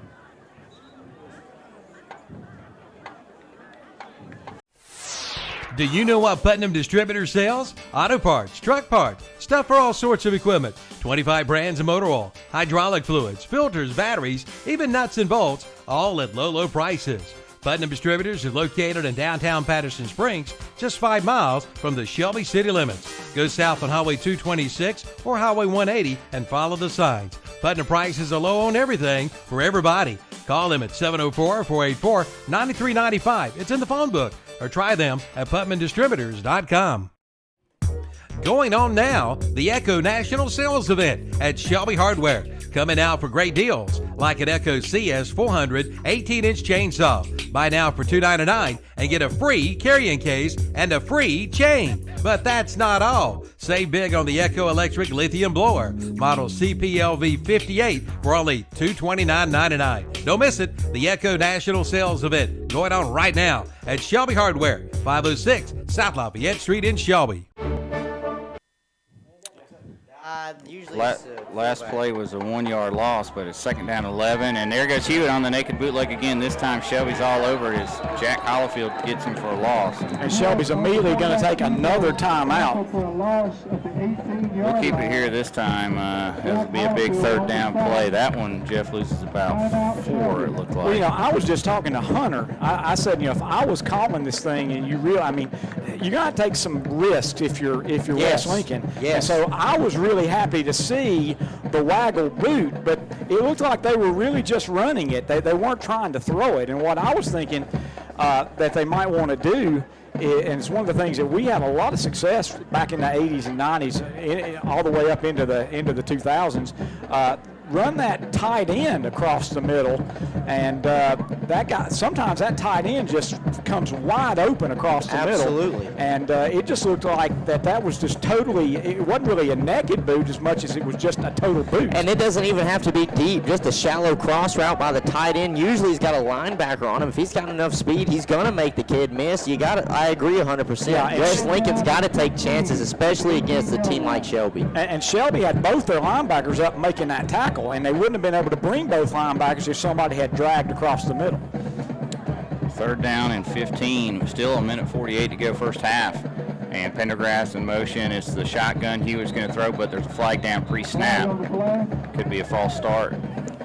Yep, and they're motioning as a false start, so that's going to be another 5-yard penalty.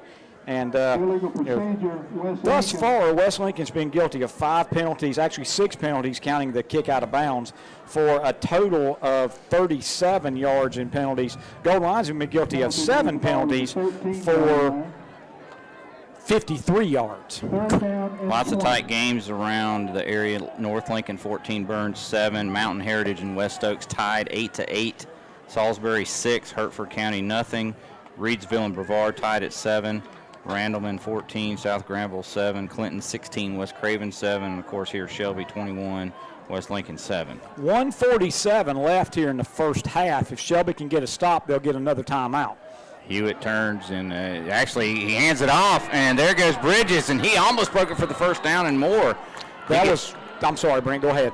He almost got out to the 30, but he had to get to the 33. That was a beautiful buck trap, and again, that's a play that West Lincoln has run so well, and this is an interesting situation. Now Shelby's taking a timeout here, 1:39 to go in the first half, and West Lincoln's got to be thinking, do we want to try 4th and 4? The thing is, if you don't get it, Shelby's almost in field goal range. I was about to say, this is a dangerous situation where you can't put with Jason Garrett like you did yesterday. Right. Not at this point. And one of the things, what they might do is they come up and they shift at the last second, try to get Shelby to jump off sides, because the Golden Lions have been guilty a great deal this year of jumping off sides. Oh, they want to make a play, too. You know Shelby will be out here ready to make a play, so I wouldn't be surprised if that's something that West Lincoln attempts, but it looks like they're going to come out here in the punt formation. Well, they have come out in the punt formation, but again, with the quarterback being the punter, everything's is an option. There's no up back either. And he gets the kick away. It's a line drive that Jahari Mitchell's going to take at the 41 of Shelby. Can't decide which way he wants to go. He goes in between everybody, and he's at the 50. Now he pops it to the outside, and he's going to be taken out of bounds right around midfield. Now a late flag comes out. That could be a late hit, and if it is, that's going to be just a really damaging penalty, because that puts Shelby back at the 35, all the way down at the 35-yard line instead of the 50. It would almost be like they tried to go for it and didn't get it. That would basically negate everything that the punt would have done for him. It looked like it would probably be on number 11, Antonio Pierce. Looked like he was the one that came in a little late. Nope, they're going to actually say that they're going to call the penalty on the Golden Lions. I'm surprised, because I don't really know what I saw there from Shelby. Yeah. Well, it's actually a 10-yard penalty, so that was curious, to say the least. Not saying that it wasn't a good call. Generally you just don't see that penalty called at that point. Well, it's 1st and 10. Shelby at their own 41 after the penalty yardage. 1:26 to go. Out of timeouts. They lead 21-7 on our Mr. Sparky and First Federal Savings Bank scoreboard. And now Bess is looking deep, but he's going to throw medium. It's caught, and I believe that's Mitchell. And Mitchell takes a jab step inside, then steps out of bounds to stop the clock, and that is enough for a first down. Again, that is the 11th first down for the Golden Lions. West Lincoln only has 2 first downs, but again, the score is only 21-7 Shelby. 1:18 left here in the first half of what's been an exciting football game. 11-yard pickup, and Shelby with 1:18, best to throw again. Late blitz, he's going up top, and he's overshot Giovanni Daly out of bounds, but it does stop the clock. That would have taken perfect, just perfect touch, because there was just a small void that Daly was between two defensive backs, and that was one of those passes that, you know, if Daly doesn't catch this, nobody's going to. Yeah. Our second down and 10. Ball is at the 48 of West Lincoln, so Shelby is in the other half of the field, but no timeouts, as we said. And Bess is looking to throw. Now he's going to take off and run, and he's going to get 2 yards, maybe one only.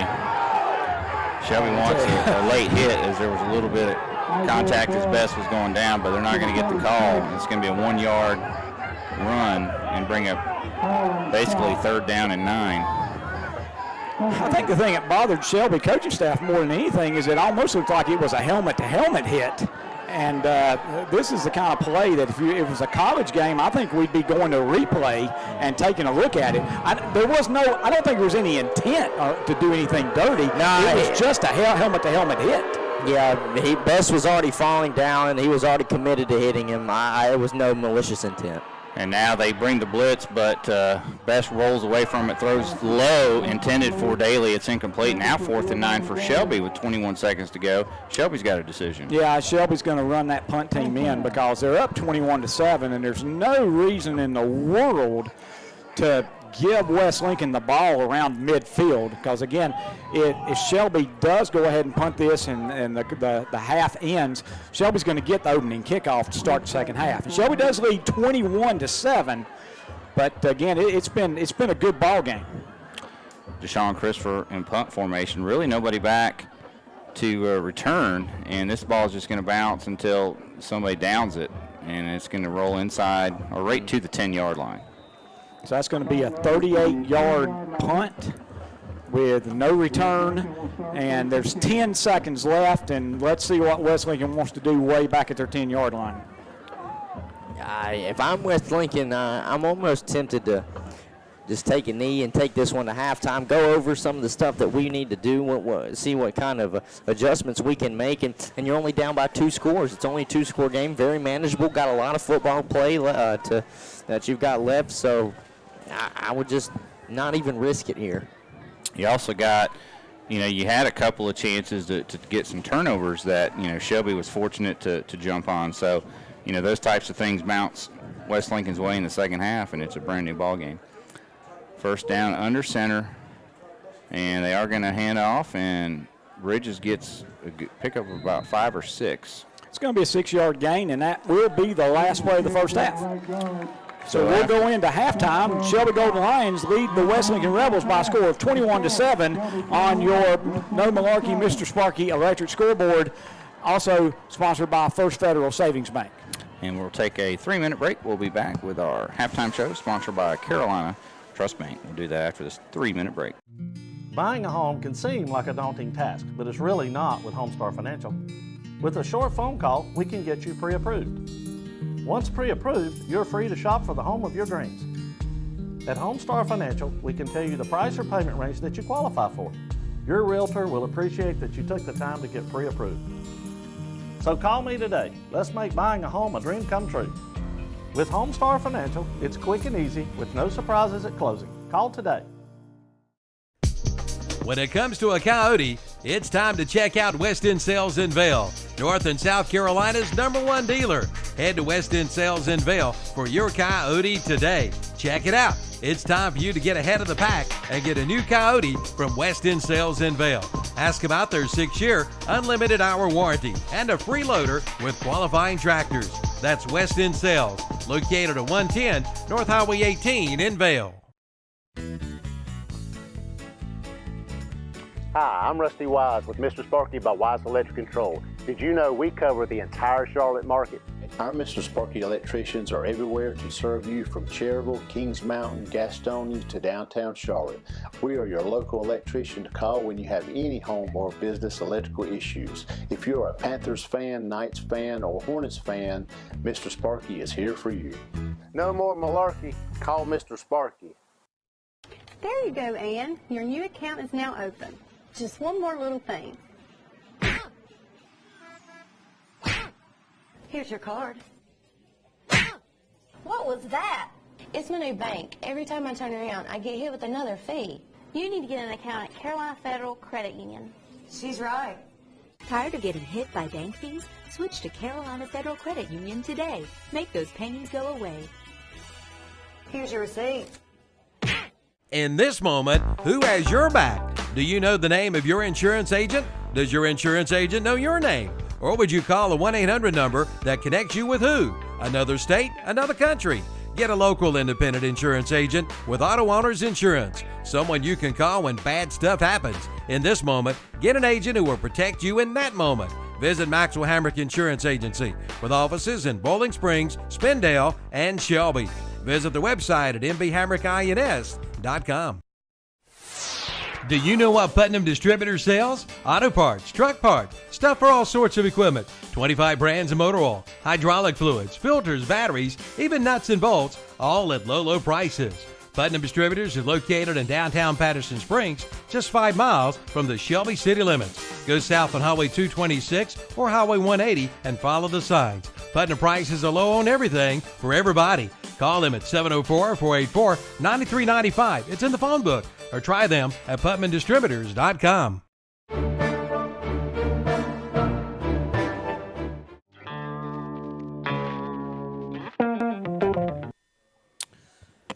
Welcome into our halftime show, sponsored by Carolina Trust Bank. Shelby leads West Lincoln by a score of 21-7, and it was a really hard-fought, physical first half that was like 7-0.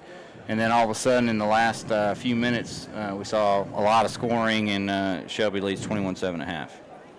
Yeah, it was there have been a number of big plays, and as we said, it's not been all Shelby with the big plays.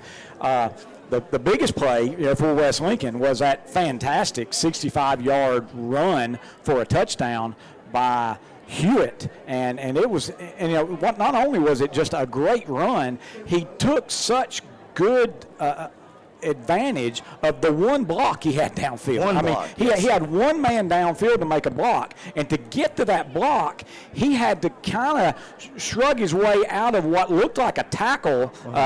There was one of the defensive backs for Shelby had the angle on him, and you could tell, watching it, from a wide angle, you could see the defensive back was kind of getting under control because he didn't want to overrun him. And right at the last second, when he got ready to make the tackle, it was just like Hewitt saw him out of the back corner of his eye and kind of slowed down, and sure enough, he overran it.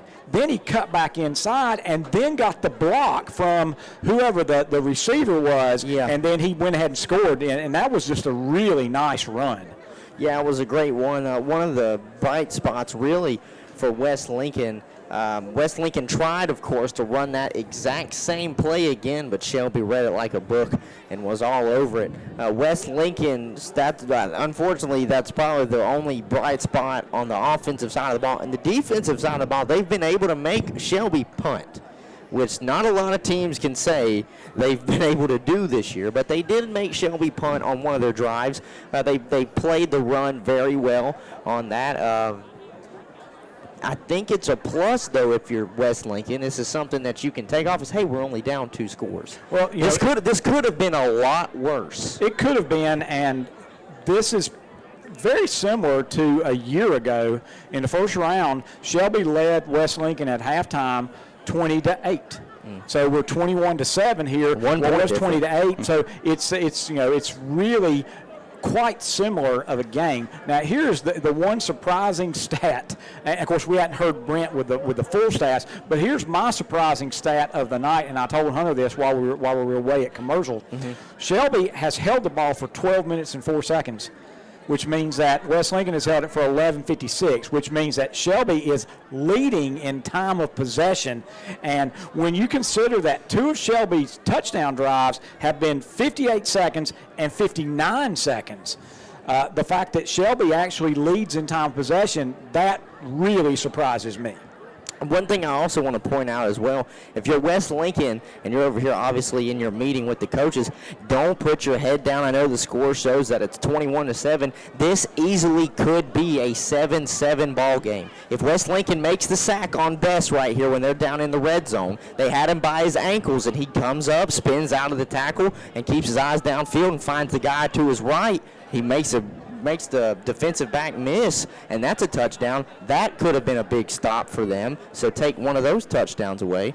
Also, even with that touchdown, it could easily be 14-14 because when Shelby did score the touchdown the next time they had the ball, that pass that got them down in position to score the touchdown, all of us in this booth were thinking that could be a pick six. Exactly. Because he threw that ball out, and it was in that position. It was a one-on-one situation, and I'm not sure how that ball got through to the receiver. And then once he made the catch, then he ran it 30, 40 yards down to the 7-yard line. But that could very easily have been a pick six, and now you're looking at 14-14. So, it's third round of the playoffs. And even though Shelby is a prohibitive favorite by the computer rankings, the Simmons rankings has Shelby a pretty prohibitive favorite, but the computer doesn't play the football game. The one other thing that I'd like to say that West Lincoln has done a great job, the buck trap is just a deadly play. And they, when they had the ball trying to run out the clock, and it was like West Lincoln had 3rd and 25 or something like that, they ran the buck trap and picked up 21. And so they do a great job with the fullback right up the gut, and they run it off of about 3 different looks. They hand it and fake the sweep. They fake the quick pitch and hand it, and then they also just a quick handoff right up the gut. And so it's the same play, but it's in 3 different motions. And as far as the defense is concerned, it is 3 different plays. And West Lincoln does a great job of that. Absolutely. Let's go over the first half stats for Shelby. Jahari Mitchell, and this is rushing. Jahari Mitchell, 1 carry, 7 yards, a touchdown. Danye Fuller, 6 carries, 49 yards, and a touchdown. Omar Phillips, 9 carries, 72 yards, 1 lost fumble. And Isaiah Best, 3 carries for -5 yards. So that's 123 yards on 19 carries, 2 touchdowns, 1 lost fumble. Passing, Best is 10 of 17 for 145 yards and 1 touchdown. Receiving, Jahari Mitchell, 3 catches, 37 yards and a touchdown. Kamari Husky, 4 catches, 41 yards. Giovanni Daly, 1 catch for 14 yards. And Danye Fuller, 2 catches for 53 yards. So Shelby with 145 passing, 123 rushing, 268 total. For West Lincoln, Mason Hewitt, 3 carries, 62 yards and a touchdown. Cannon Bridges, 10 carries, 47 yards. Xander Pendergrass, 5 carries, 26 yards. So that's 135 yards on 18 carries and 1 touchdown. Passing, Hewitt just 1 of 2 for 1 yard. That completion to Bridges for 1 yard. So 135 rushing, 1 yard passing, 136 total. And so I guess one of the things when I look at the stats, Shelby's got the more balanced attack, but West Lincoln does have 135. Shelby's only giving up 85 a game.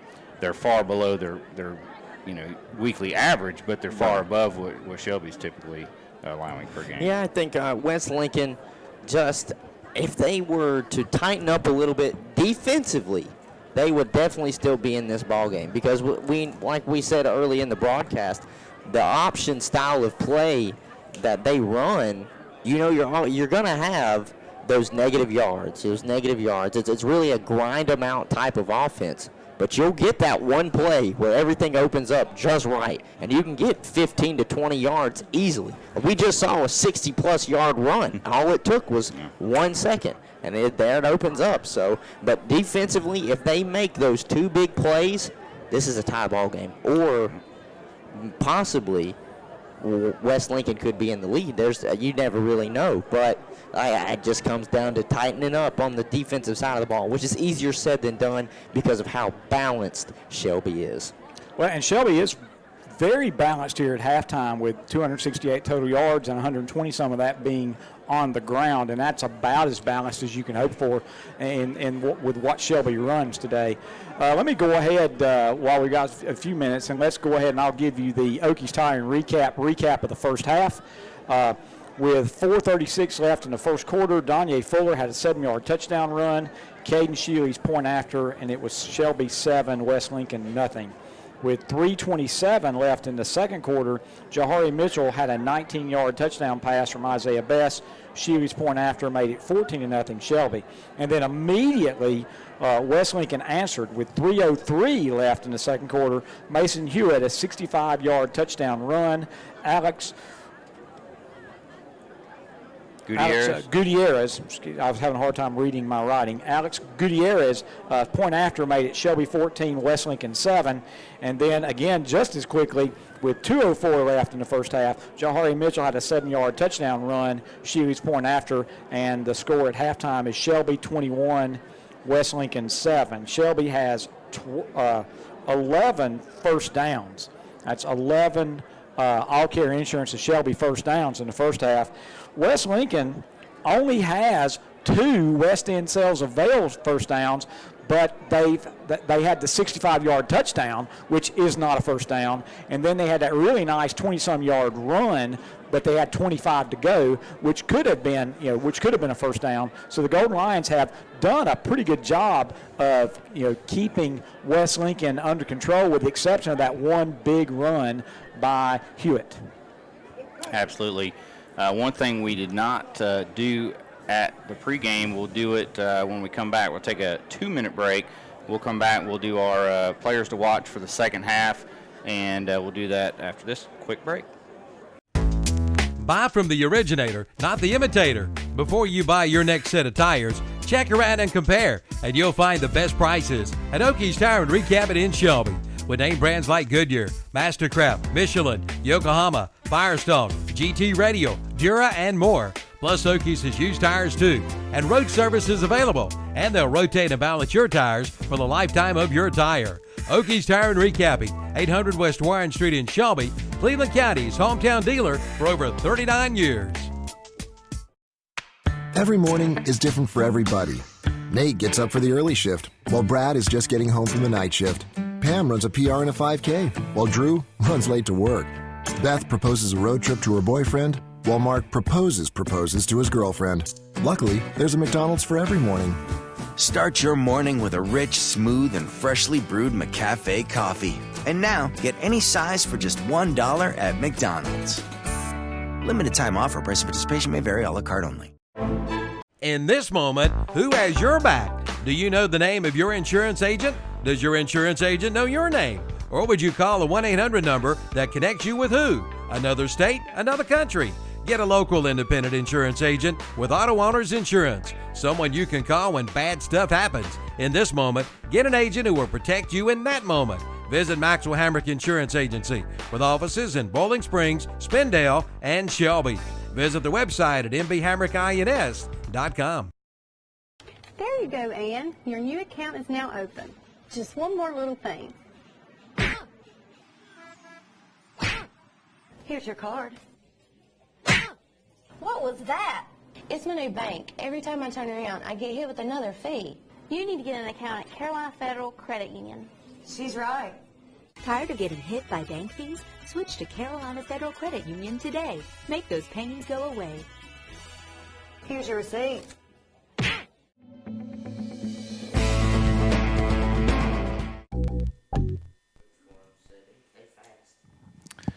Welcome back into our Carolina Trust Bank halftime show. It's time for our players to watch of the second half, and Hunter, I'll let you start off with West Lincoln. Yeah, for West Lincoln, on the offensive side of the ball, he had only 5 touches, but I'm looking at Xander Pendergrass, running back, the senior, 5'8", 150 pounds. If he gets any space on the edge, you got to watch him. Okay, because he'll make the first man miss. He's just slippery, and he's got speed. So I'm looking for them to really utilize Xander Pendergrass, and they had success when they got to the edge. So I could see West Lincoln trying to do that again. And on the defensive side of the ball for West Lincoln, I'm going to go with number 11, the senior outside linebacker, Antonio Pierce for West Lincoln. That's who I'm going to take to be the players to watch for West Lincoln. Those are sponsored by Key Builders of Lincolnton, and Shelby players to watch, sponsored by Honda of Shelby. Offensively, we're going with number 6, Giovanni Daly at wide receiver, and defensively, we're going to go with 4 middle linebacker Jack Hollifield, and so our Honda of Shelby players to watch, Jack Hollifield, Giovanni Daly. Our key builders of Lincoln players to watch are Xander Pendergrass and Antonio Pierce. And with just a couple of minutes before the half, Steve, why don't you stick that headset on and give us some scores? Okay, up in North Lincoln, it's North Lincoln 17, Bernie 7. It's Thomas Jefferson 14, Elkins 14, Robinson 10, Murphy 0. Mountain Island Charters losing the East Series 13-7. It's Charlotte Catholic 28, West Rowan 0. AC Reynolds 10, Kings Mountain 2. That's a halftime. It's Weddington 28, Northwest Cabarrus 0. It's Watauga 14, Mount Tabor 7. Reedsville 10, Brevard 7. Got Vance 14, West Forsyth 7. Myers Park 21, Richmond County 0. And down in Gaffney, it's Dormont 13, Gaffney 0. I know that's a big game down in upstate of South Carolina. I think Dorman pulled an upset last week, and well, let's talk about a couple of things. Last year, I think Brevard gave Reedsville all they can handle, and then you come out and Brevard's giving Reedsville all they can handle again this year. I'm a little bit surprised. Richmond County seems to have a great home field advantage, but you say Myers Park's up on them 21-0. Yeah, Myers Park, I think they won the thing down there in Charlotte this year. The whole Mustangs playing pretty good this year. Well, and the other score of local interest, besides the Burns game, Watauga leads in their game, and that's of some local interest because Coach Lance Ware, is Appalachian now, but Reese Ware is now playing for Watauga, and so again. Everybody remembers the Wares, and Reese is up there at Watauga, and Watauga, I believe, is undefeated for the year. And so, but again, that score at halftime is what? It's Watauga 14, Mount Tabor 7. So 14-7. It's a close game. So we're about ready for the second half kickoff here. And Shelby, I tell you what Shelby would love to do is take this kickoff, go down and get a touchdown and get up 28-7. 14-point lead is nice, but a 21-point lead is so much better. Yeah, and on the opposite side, West Lincoln's wanting to get a quick 3 and out, get the momentum back on their side and get within one score, because if they can get this game back within one score, then Shelby tightens up a little bit. Yeah, I mean, all the pressure's on Shelby. If you think about this game, West Lincoln's playing with house money. I mean, they've won 2 playoff games. Yeah. They've never done that before, and they've got to be loose and just ready to go. One other thing, you could look for some kind of interesting kickoff here. They're not going to kick it off deep, but they could try an onside kickoff right here. Goodyear is the left. He's got it teed up for a Jim and Jay's Pizza Factory kickoff, and we're starting the second half, and he does kick it deep. It's taken by an up back at the 28. I think that's Fuller on the far side, and he's swarmed under just past the 35, maybe up to about the 39. Yeah, they're going to give him the 39, and so it's good kickoff coverage, but they just can't kick it off very deep, and so Shelby is going to have great field position on their 39-yard line. Salisbury 6-0 over Hertford County, and West Oaks has now gone up 14-8 on Mountain Heritage. We'll try to keep you up to date on as many scores as we can. 1st and 10, Golden Lions here as they start their first series of the second half from their own 39, and it's a handoff to Fuller, who's got a yard, and then he's stymied. Yep, just a yard. A really nice job by the front, the defensive front and linebackers for West Lincoln. Shelby came out in the hug formation with Stites in there as a blocking back, and there just wasn't a whole lot of hole to run through that time. And so Stites comes out and back to the more conventional package with 4 wideouts for the Golden Lions. Jakari Shell back into the ball game, and Shelby's got 3 receivers to the, I guess, short side, and just Daly, who's got double coverage over here on the far side. Daly, our best is going to throw short. It's complete And now Husky's trying to run after the catch, and he's doing a pretty good job of getting about 7 yards. Yeah, that was a great move because he was one-on-one and made about 3 quick moves to get to the inside, and he's still going to be short. It's going to bring up 3rd down and 2. And Hunter, this is a huge down for West Lincoln. Yeah, this is a huge down for West Lincoln. And one of the things I was really interested in seeing coming out here on the first drive is what kind of adjustments did West Lincoln make at the half? Hand off to Fuller, who got to the hole with a lot of speed and must have found a seam because he went untouched for the first 5 yards. He's got a 1st down. Yeah, that's going to be about that's a huge gain. So Shelby's got it now 1st and 10 on the 43 of West Lincoln. That's a 10-yard pickup on 3rd and 10. 3rd and 2. Yeah, excuse me, 3rd and 2. He got 10. And now Shelby quickly with a pitch to Fuller, and he's hitting the backfield. Is that Hewitt? That was Bridges. No, that's Bridges. I told you we'd be calling his name a lot, and he just saw that coming and just flew up and made a great tackle for what's going to be a 4-yard loss. Shelby'd had some success with that very play, but Bridges said, "I've seen enough of that." 2nd down and 14. Ball still on the West Lincoln side of the field, but now at the 47. Line to make is the 33. Bridges walked up, but now he's backed up again into the secondary. Best to throw it. 3-man rush. Ooh, I tell nearly you picked what. off. He tried to get it in there to Husky, but Cannon had dropped underneath that, and I tell you what, that pass was a little bit low, and it's a good thing for the goal lines. It was, because Cannon had a much better chance to make that play than Husky did. And so 3rd down and 14, a couple of times tonight, West Lincoln has got Shelby in these 3rd and long, and several times Shelby has converted. 3rd down and 14. And man in motion is Mitchell, and Best steps up in the pocket, delivers it to Daly. He's going to have to run after the catch for the 1st down. He does, and he's inside the 25, inside the 20, and knocked out of bounds there, but it's the 1st down Shelby. What a great job by the offensive line, because West Lincoln brought 6, and they made a perfect cup, and that meant Best was able to step up into the middle and then throw a perfect pass, and that was just a great play by the Golden Lions.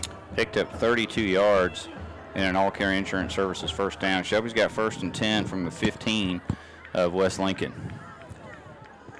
I think it actually may be the 16. Hand off to Fuller, and he's hit again in the backfield and fights just to get back to the 15. Yeah, and actually he ended up diving all the way down to the 13, and I tell you what, that's a pretty darn good 3-yard gain because he was hit in the backfield, and I thought it was going to be 2nd and over 10. 2nd down and 8. So Shelby, we're 8:37 left here in the 3rd quarter. Again, Shelby's had the ball, closing in on 4 minutes now. It's the 1st drive of the 2nd half. Shelby leads 21-7, and they are down in the red zone. 2nd down and 7. And flag comes out from the back. And I thought maybe West Lincoln would be guilty of encroachment, but instead, where that flag was thrown by the umpire, that's going to be a legal procedure on Shelby.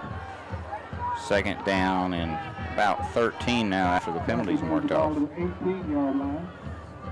2nd down, 13. It's 68 yards in penalties on the Golden Lions tonight.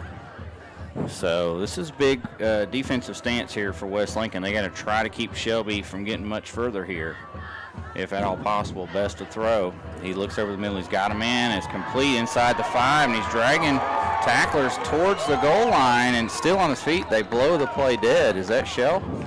And he's down to the 1, so that's going to be 1st and goal. Again, great job of giving Best time to make that throw. So they mark him at the... Actually, they're going to mark him at the 2. All right, so that's a pickup of 16. Shelby in the Wildcat. And Shelby's late getting a man on the field. That's Tyler Boyce, the freshman defensive end, who's coming in to block, obviously. And it's Mitchell from the 2. He leaps, and he's into the end zone for the touchdown. Mitchell's carried it twice, and he scored on both occasions, once from 7 yards out, this time from 2 yards out, and that's a 27-7 lead for Shelby now, pending this point after attempt. And that's an 4-minute and 31 second drive. Sides to hold.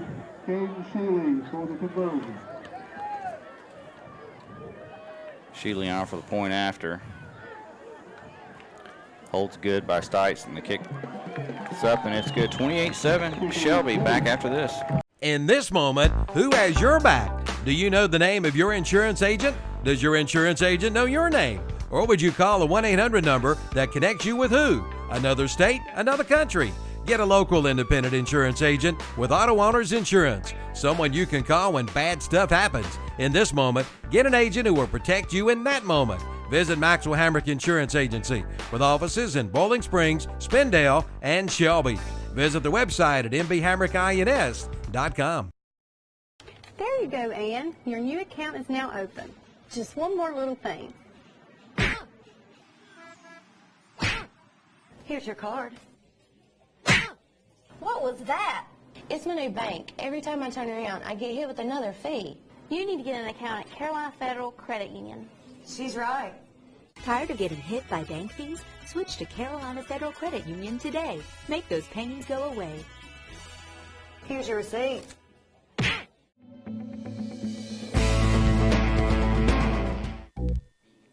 Yeah, this is true. Jammin' Jay's Pizza Factory kickoff. Silas Goss for Shelby. He angles it towards the right side, bounces up 21, taking it to 18. Big hole for Linhart. He's up across the 30. If I was Linhart right there, he looked a little timid when he got that ball. I would have hit that hole as fast as possible because that was huge. He had a lot of green in front of him down this left-hand side of the field, and he just put his head up and was looking around as if he was like, okay, who's going to hit me? Who's going to hit me? Instead of, I'm going to get this and a lot more. Well, this is a crucial series for West Lincoln because now they're down 28-7, and they really need to move down and get a score. They really need to get a touchdown here because Shelby's up 28-7 early in the third quarter. And Hewitt pitches it to Pendergraft. He's got the sideline, and he's hit from behind. But after he gets about 10. Yeah, in fact, he's going to get the first down. And I tell you what, the Shelby coaches are really going to be mad because, again, that's the triple option, and they had everything taken care of, but the man that was supposed to have the pitch back ran in to hit the quarterback, and you just can't do that. And if Shelby's able to win this game and North Lincoln can continue leading Burns, they're going to see more and more of that play next week. A lot of it. And handoff, I believe that's Bridges. Well, he kept it. He faked it and then ran up in behind him, and Hewitt's going to get a nice 4-yard gain on that play.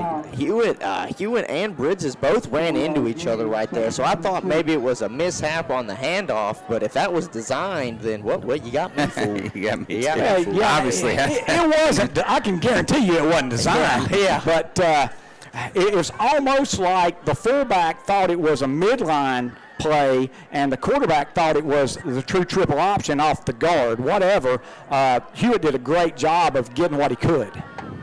Kings Mountains tied the game with AC Reynolds at 10-all, third quarter. Hand off to Bridges, who gets about 3, and then he bounces off it. Either Hallfield hit the wrong guy or he bounced off. Yeah, I think he hit the wrong guy. Looked like Pendergrass was the one that took the blunt of that hit. And I tell you what, on this drive, West Lincoln has effectively doubled their first downs. They had 2 first downs in the entire first half, and now they've got 2 first downs here in the third quarter. Again, Shelby leads 28-7, but West Lincoln with a nice drive here, 5:44 left in the third quarter. Pickup of 9 there, and it's 1st and 10 at the Shelby 44. And Hewitt's under center, and he put it into Bridges' belly. Couldn't tell if he wanted to take it out, and Bridges takes the 1-yard loss. Well, he definitely wanted to take it out. The problem with that play is that Shelby hit that 1 yard deep.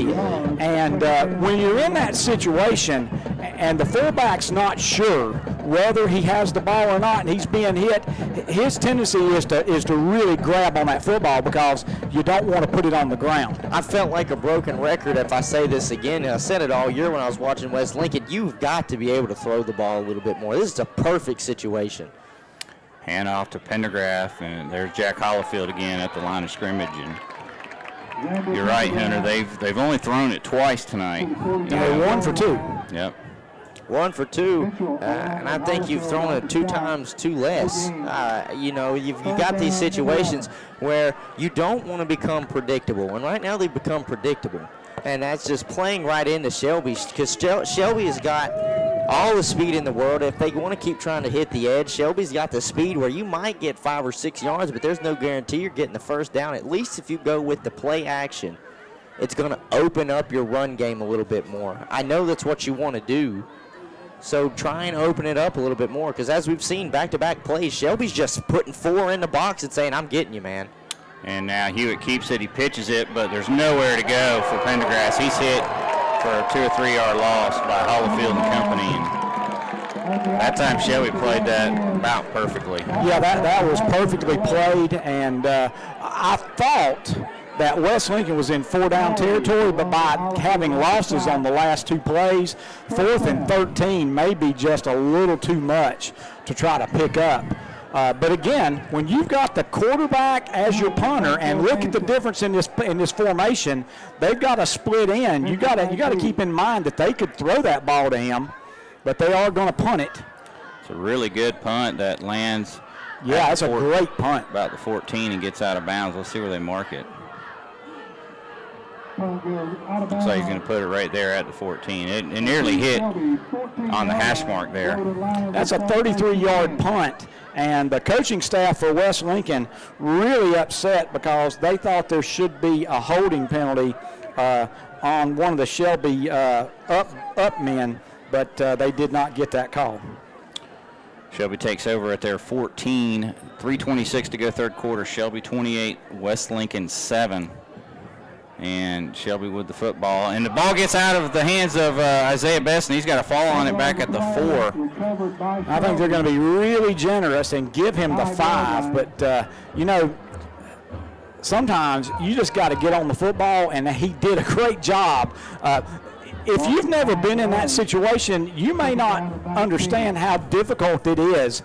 That ball's rolling around. It can be really difficult to jump on it.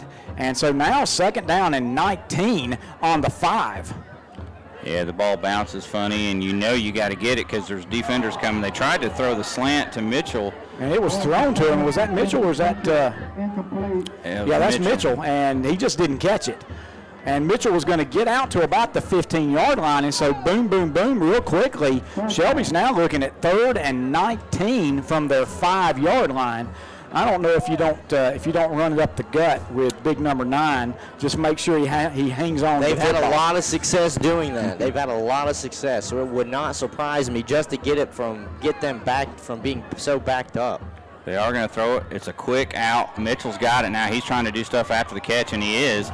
He's out to the 20, and he's pounding forward. He's about a yard shy of the first down on second effort. Yeah, that's a great run after catch, but Shelby's not. I just don't see Shelby going for this 4th and 1. Oh, I do. Well, they can, but I see him doing it. They know what kind of success they've had on the ground today. They're bringing Hollifield out there.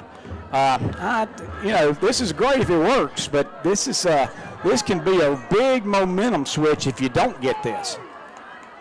They do have the big back Phillips behind Bess, and this could be one of those hard counts. The play clock's at 11. The center's looking back, and that's Triplett.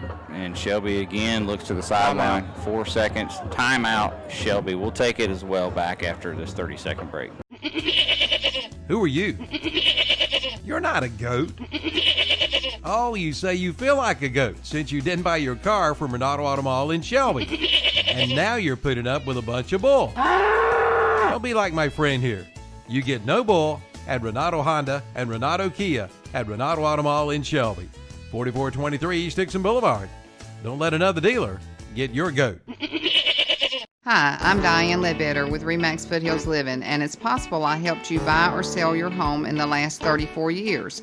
We are located at 2015 East Marion Street in Shelby near the Cleveland Mall. We are here to help you with all of your real estate needs. Call me or one of my agents, Dee Dee Dedman, Doug Dixon, Aaron Roberts, Rebecca Rice. We are ready to assist you with buying or selling your next home. You can reach us at 704-481-7523 or www.foothillslivingnc.com. After the Shelby timeout, looks like they are going to punt the ball away. Deshaun Christopher in to do the punting. Not much of a rush, and he gets it off. It's going to be one of those that bounces and takes a big Shelby bounce inside the 40, inside the 30, and all the way to the 28-yard line, maybe even the 27. That's about a 49-yard punt with no return, and that's an excellent punt. He got the end over end, sort of rugby-style kick, and I don't know how Christopher does it, but every time it takes the bounce the way he wants it to go, it seems like. And that time it took a big bounce in that direction. West Lincoln takes over at their 28, and at this point, I don't see how they have any option but to at least go to the air some. Yeah, well, they're in a different formation right now. Looks like a pistol. And Hewitt is going to throw it. He rolls right, and it's caught for a first down and more out towards midfield, and then some. They can't tackle this guy. He's inside the 40, and that's the tight end. Tight end Nathan Bean. What a big play all the way down to the Shelby 38-yard line. It was a great pass. You know, I feel like someone finally listens to me every now and then. I don't know if someone listening to us called on down there and said, hey, you might need to put this ball in the air some, because Hewitt can throw the ball. He can throw it. 34-yard reception. They go back to the ground, and they lose a couple as Santana Flack is in the backfield on Bridges. Yep, now a little bit jarring going on. Trying to go ahead and hit that weak belly and try to get that fullback into secondary right away. And Flack said no go, and that's a 1-yard loss. Again, I look for them to get back in the shotgun, and because the score is 28-7, we're down to 50 seconds left here in the third quarter. Second down 11 from the Shelby 39. 17 on the play clock. Now Hewitt back under center. Man in motion. And he's going to give it to the first guy through, which I believe is Bridges. And he gets the yard back and another one or two. Yeah, and pretty much that's the same play. They just ran the play before. They just got Flack blocked somewhat that time. So now third down and 9, and again, now you got to really believe that West Lincoln's in 4-down territory, and if they don't hurry, we're going to be to the end of the third quarter. Burns has taken the lead on North Lincoln, 21-17. Third down 9, and this will be the last play of the quarter. Hewitt to throw it. He's getting pressure. He rolls right away from it and chunks it out of bounds. And that'll do it for the third quarter. We go to the fourth. Shelby 28, West Lincoln 7. We'll be back after this. It's the Summer to Drive Yamaha sales event at Full Throttle Power Sports in Gastonia. Yes, it's time to get out and ride. Get up to $3,000 in customer cash and load 2.99% APR financing during this special event. And check out the new Yamaha Slingshot, the ultimate joy ride, with rebates of up to $2,500 and 2.99% APR financing for up to 60 months. So get out and ride during the Summer to Drive sales event at Full Throttle Power Sports, 100 Indian Walk, exit 22 off I-85 in Lowell. Now through November 15th, get up to $500 in instant rebates with a purchase of qualified American Standard equipment from Bill Shuford Heating and Air in Shelby. But that's not all. Get 0% financing for up to 72 months. Come in or call for all the details, 704-484-0025.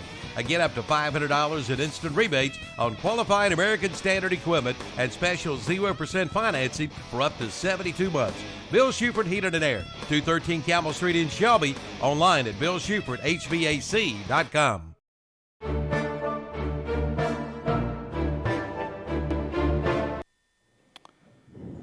Start of the fourth quarter here at Blanton Memorial Stadium at Shelby High School, and Shelby leads West Lincoln 28-7 on our Mr. Sparky and First Federal Savings Bank scoreboard, and it's going to be 4th down and 9 for West Lincoln at the Shelby 37-yard line when we come back. 4th down and 8 at the Shelby 37-yard line.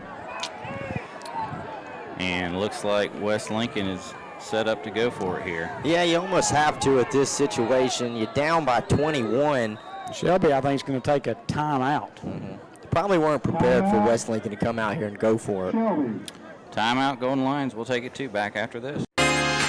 Now's the time to buy your new Kubota from Parker Farm Service in Kings Mountain. Right now, pay zero money down. Get 0% APR financing for 60 months. Come on in now for all the details. All for good on the Kubota BX Series, the Kubota B Series, the Kubota L Series, and the Kubota MX Series tractors. Again, 0 money down and 0% APR financing for 60 months. Get your new Kubota today at Parker Farm Service, 126 Bessie Drive in Kings Mountain. Buying a home can seem like a daunting task, but it's really not with Homestar Financial. With a short phone call, we can get you pre-approved. Once pre-approved, you're free to shop for the home of your dreams. At Homestar Financial, we can tell you the price or payment range that you qualify for. Your realtor will appreciate that you took the time to get pre-approved. So call me today. Let's make buying a home a dream come true. With Homestar Financial, it's quick and easy with no surprises at closing. Call today.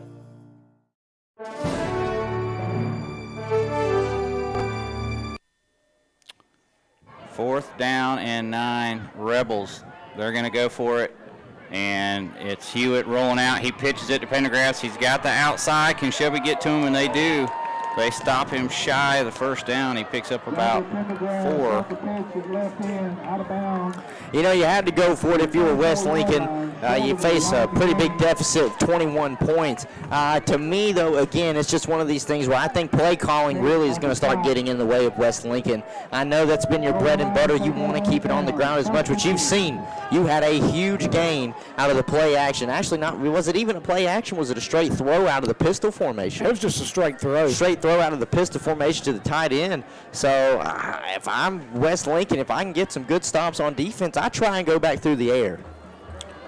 1st and 10 Shelby, and there goes Fuller, and he gets about 12 on first down. That will be another all-care insurance of Shelby first down.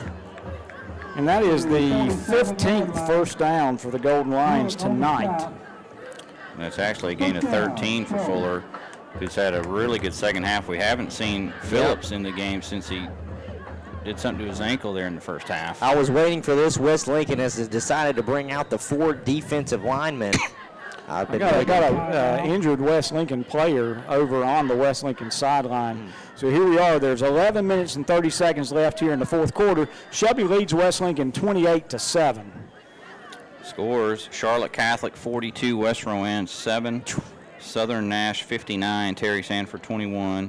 Kings Mountain has come back from a 10-2 deficit to take a 17-10 lead on AC Reynolds. Cleveland 20, Lee County 19, New Hanover 28, Grace Creek 21. Weddington all over Northwest Cabarrus 49-0. Watauga 14, Mount Tabor 13. That game's tightened up. In the 2A, those were 3A scores. 2A scores.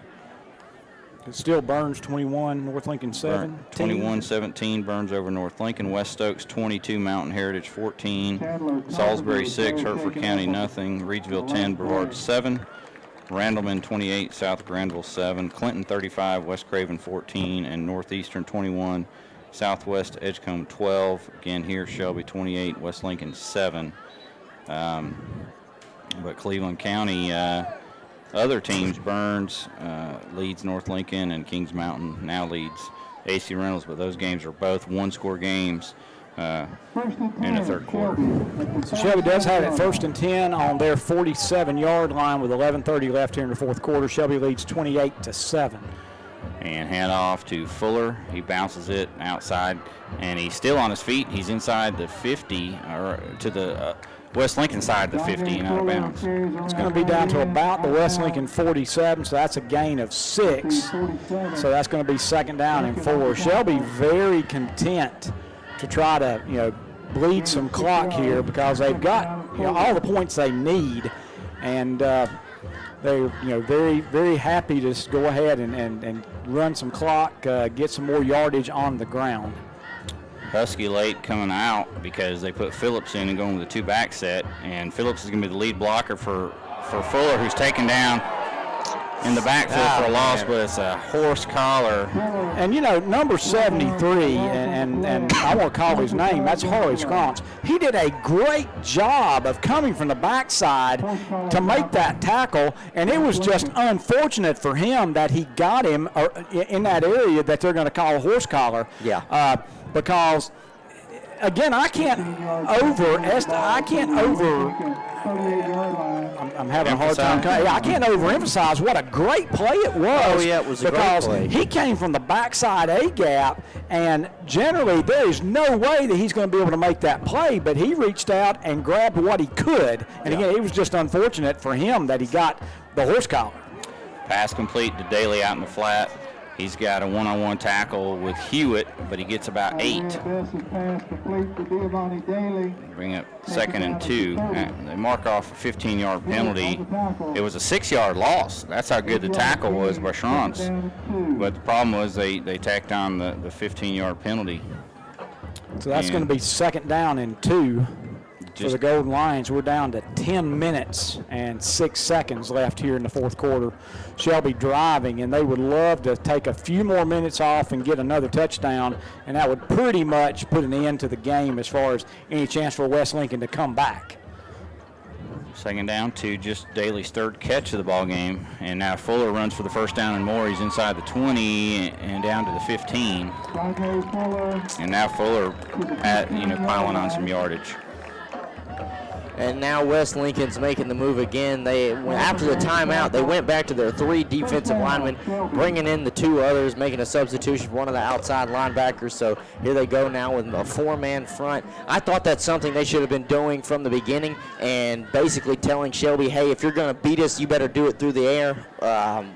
That might stop clock, but there's also opportunities that you don't complete these passes, and we have a chance to get the ball, because right now Shelby is just not only eating clock, but they're eating up a lot of yards on the ground. Oh, ball is snapped into Bess's leg.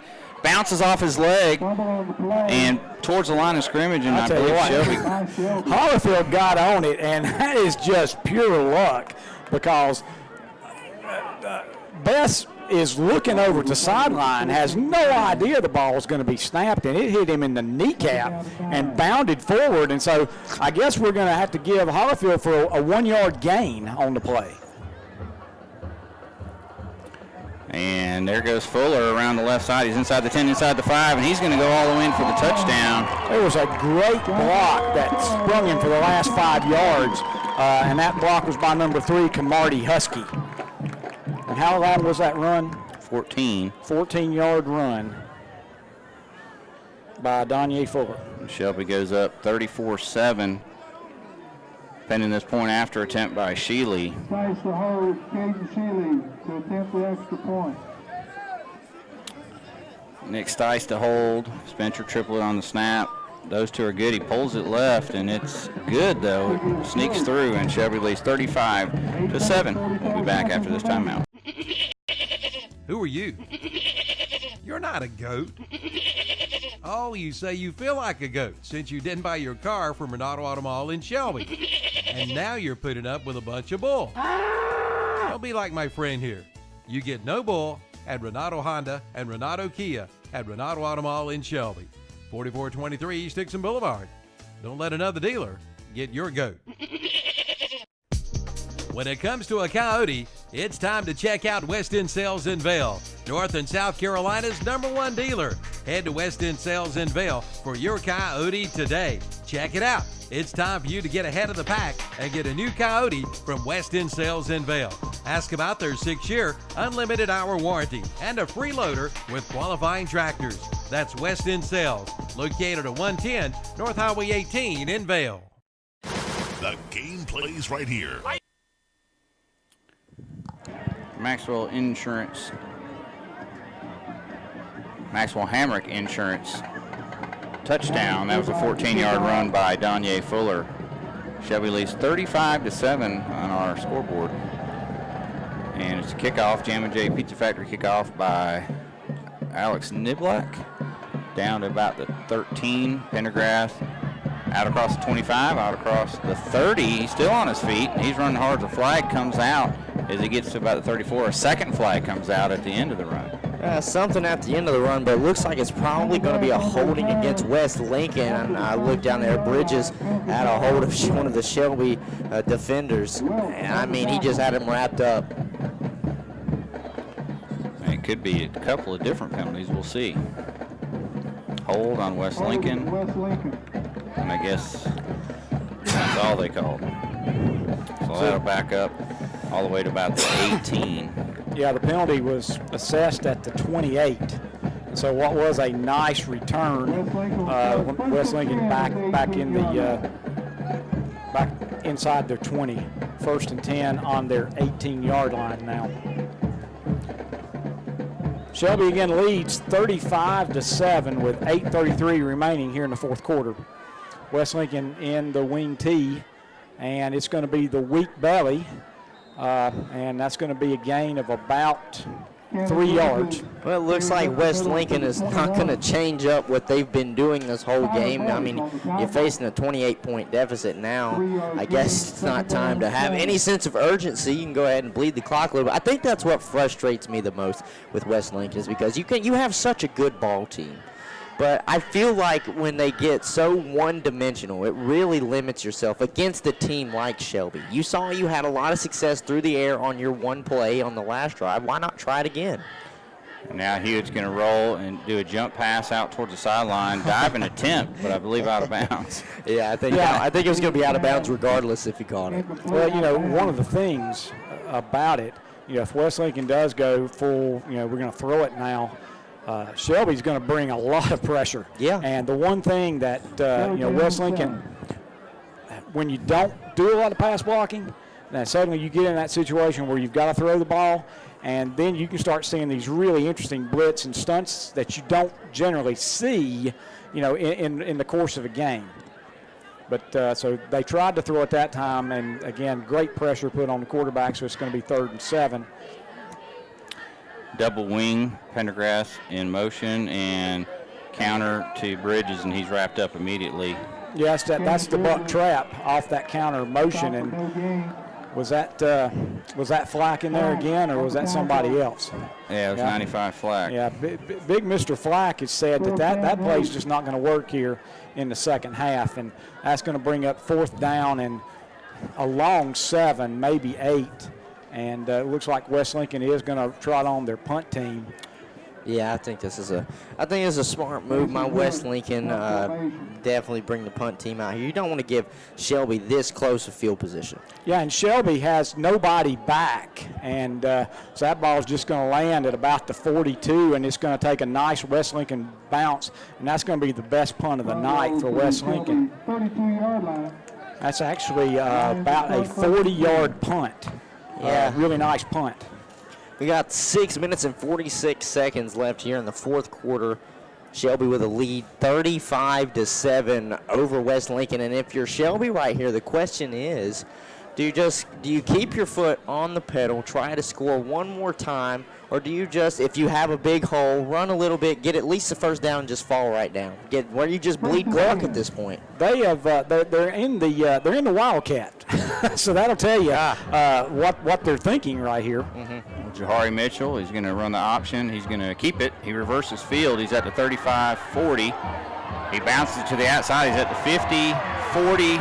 And he goes out of bounds about the 33-yard line, maybe the 34. And of course, one of the things about this particular play is, Shelby's in a position now where they're going to win the game. So now you are going to purposefully show some things because whoever you're going to play next week, they're going to have to get ready for this.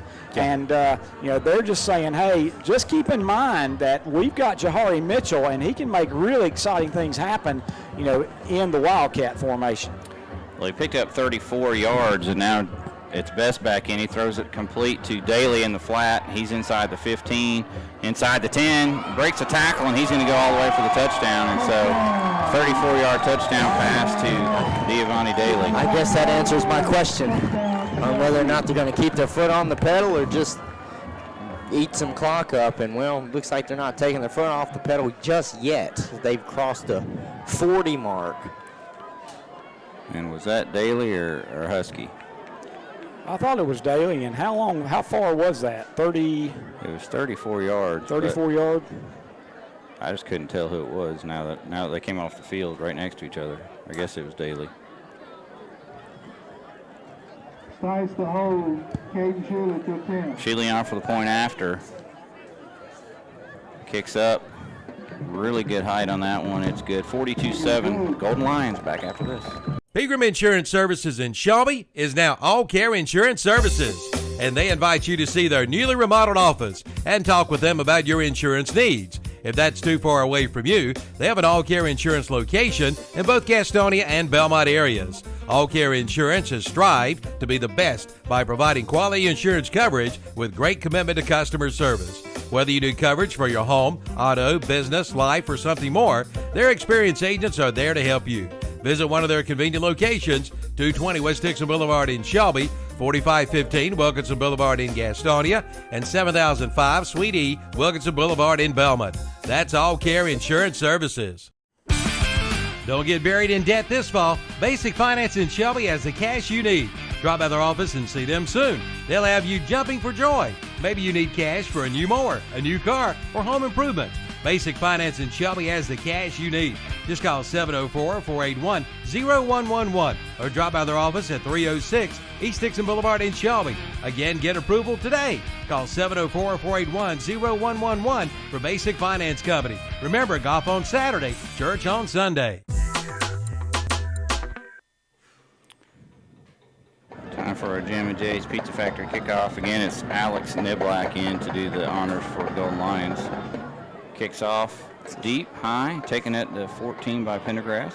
He's up to the 25 and turns on the Jets. He's across the 40, knocked out of bounds there by Deshaun Christopher. Out of bounds at the 41. Malachi Hamrick on the stop. Hamrick also in on the tackle, but nice return out to the 41. 6 minutes on the dot to go in this one, and Shelby leads 42-7 now. First and 10, West Lincoln at the 41. A couple of lead changes. North Lincoln just scored. Also, Hertford County just scored to go up on Salisbury 7-6. First and 10, and it's a pitch to Bridges, and he's knocked out of bounds by Tyler Arrington, but he gets about 5 or 6. Yeah, that's a nice, I think it's going to be a 6-yard gain. 47. Tyler Arrington on the stop. Nice run by Bridges. He hasn't really gotten the big one tonight. He had one 16-yard carry and one 9-yard carry, but most everything else has been just a couple.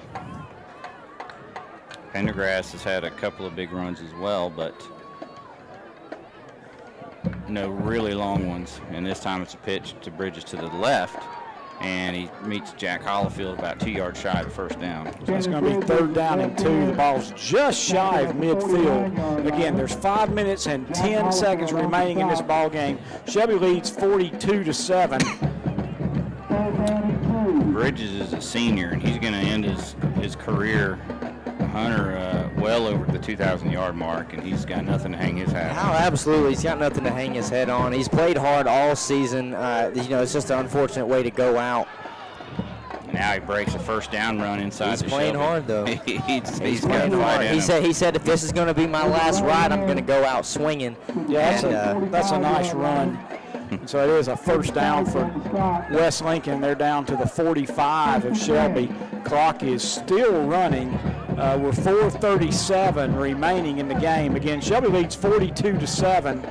but it's been it was a tough game through the first half. Shelby led 21-7 at half, and they've scored 3 of the 4 times they've had the ball here in the second half. Bridges, I mean, he's got nothing to hang his hat on, over the 2,000-yard mark on the season. Not only that, he's a part of the first West Lincoln team to win not just 1, but 2 playoff games.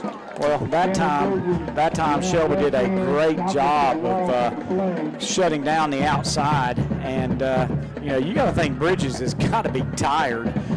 He's played pretty much every play of the game, and Shelby hit it both sides, and he's making plays on both sides. Absolutely, so he's got a 2-yard loss, second down and 12. Yeah, and you want to say, oh, will he get tired? But heck, he's done it all year. He's got the endurance. And here he goes again. He's got the 2 back that he lost. Plus 1 more. So I think he's going to get about a 3-yard gain, and that's going to bring him 3rd down and 9. Torian Arrington on the stop. All right, I'm going to do some math here because I was Steve told. says if he's got 81 yards tonight, he'll break the Lincoln County record for most yards rushing in the season. And he's got to be pretty close. All right, at halftime he had 47. At least that's what I had him for, so I'm going to do some math here. But first, it's a pass by Hewitt, or actually he's going to roll out and keep it. Jack Hollifield on the tackle on the sideline with help from Nick Stites.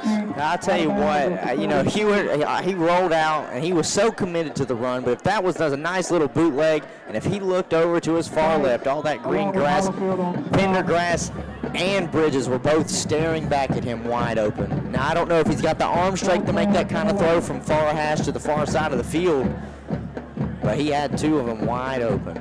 That is a long, long throw. That is a long throw. Now, maybe if he wouldn't have committed it so far, maybe he gets just outside the tackle box and tries to throw it back across, but you never know. That's good. That's good to know that he was that close, Bridges, and maybe he can get it tonight. Who knows? So 4th and 11. And again, the waggle pass, and it's going to be a sack, and that should do it here. Shelby will take over on the West Lincoln 45 with 2 minutes and 11 seconds remaining. And I didn't get the number on that sack. Was it Tyler Boyce? I think it was, but I'm pretty much having to guess on that. 4th quarter score, North Lincoln 24, Burns 21. North Lincoln leads Burns 24-21. There's about 4 minutes left in that game, but Burns is now driving. They've got the ball on their 45-yard line, 2nd down and 5. So that's going down to the very end. Final, Kings Mountain 17-10 over AC Reynolds. And here's a carry by a Shelby running back, and he's at the 30. That's number 22. And that's Cuevas. And he's down to the 10-yard line. And again, that's number 22, and that's Marquise Adams. I'm not sure if that's Adams or not. That may be. So it looks like Kings Mountain's going to move on to play possibly a rematch of last year, Charlotte Catholic. Where was that ball, at the 45? Yeah, so that's a 35-yard gain. 1st and goal, Shelby. And it looks like Shelby is in command here as we're underneath 2 minutes. So Shelby's looking to move on unless something crazy happens here in the final minute 58. And we'll be keeping our eyes out on the Burns-North Lincoln game as a big sack just happened for North Lincoln against Burns. And Shelby takes a knee as Dalen Lee, the backup quarterback's in, and he goes into the victory formation and takes a knee. And so the thing taking a knee in the shotgun's going to do is you're going to end up losing a lot of rushing yards. And to be honest, they're not going to give Lee these lost yardage. That's going to be team lost yardage. But the only thing that's going to do is kind of skew the rushing total for the Golden Lions. And now he does hand it off to Laz Welch. And Welch is going to probably lose a couple. Well, actually, he's fighting. He's fighting back to the line of scrimmage. He has a little bit of fight in him. He's not going to go down that easily. Well, we're down to 4th down and 15 for Burns in the North Lincoln game. And I think if Burns doesn't get the first down, that may be the end of it. I'll say but I'm not this. sure. I'll say this. I know you guys are Cleveland County men, but as coming from Lincoln County, I would like to see North Lincoln be able to hold on and pull this out. That would really tickle my fancy. I only live about 7 minutes from North Lincoln High School, so that would be something to see. Well, Shelby and North Lincoln, I think, played in the third round last year. They did. And it was a good ball game.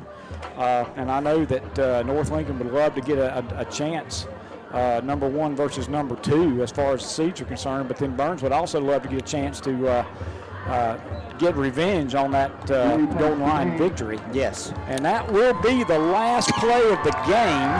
Shelby will come out of this with a 42-7 victory over the West Lincoln Rebels.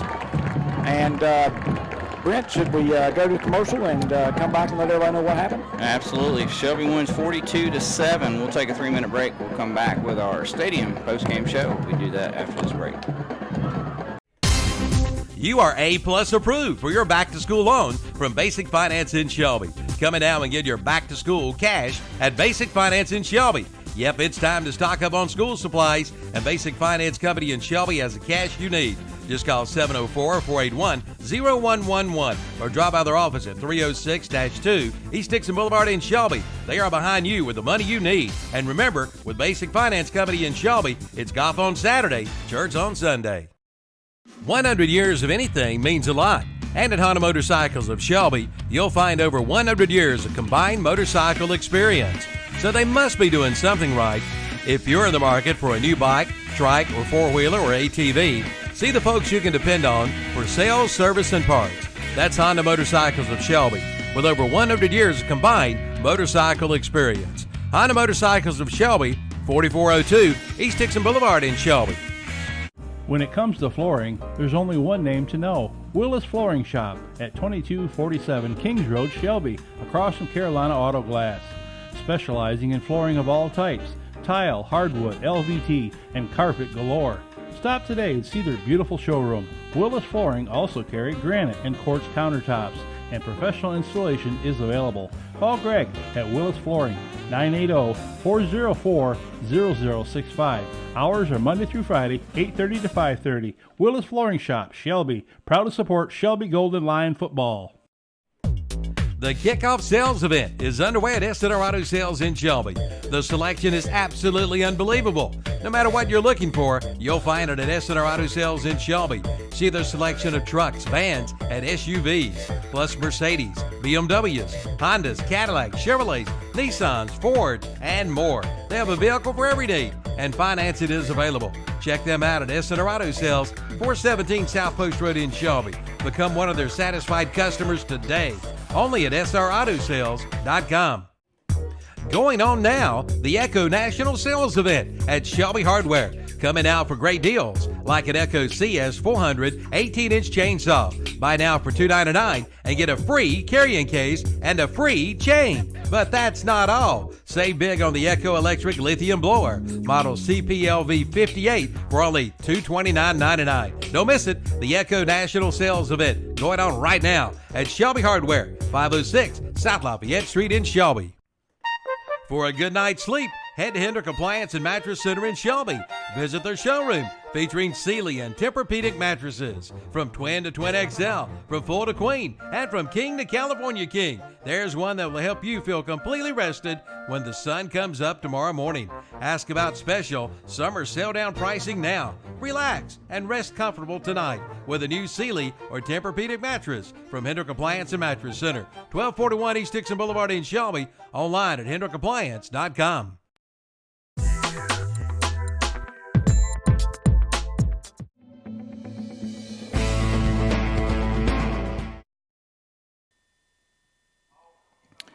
Welcome back into our post-game show here at Shelby High School.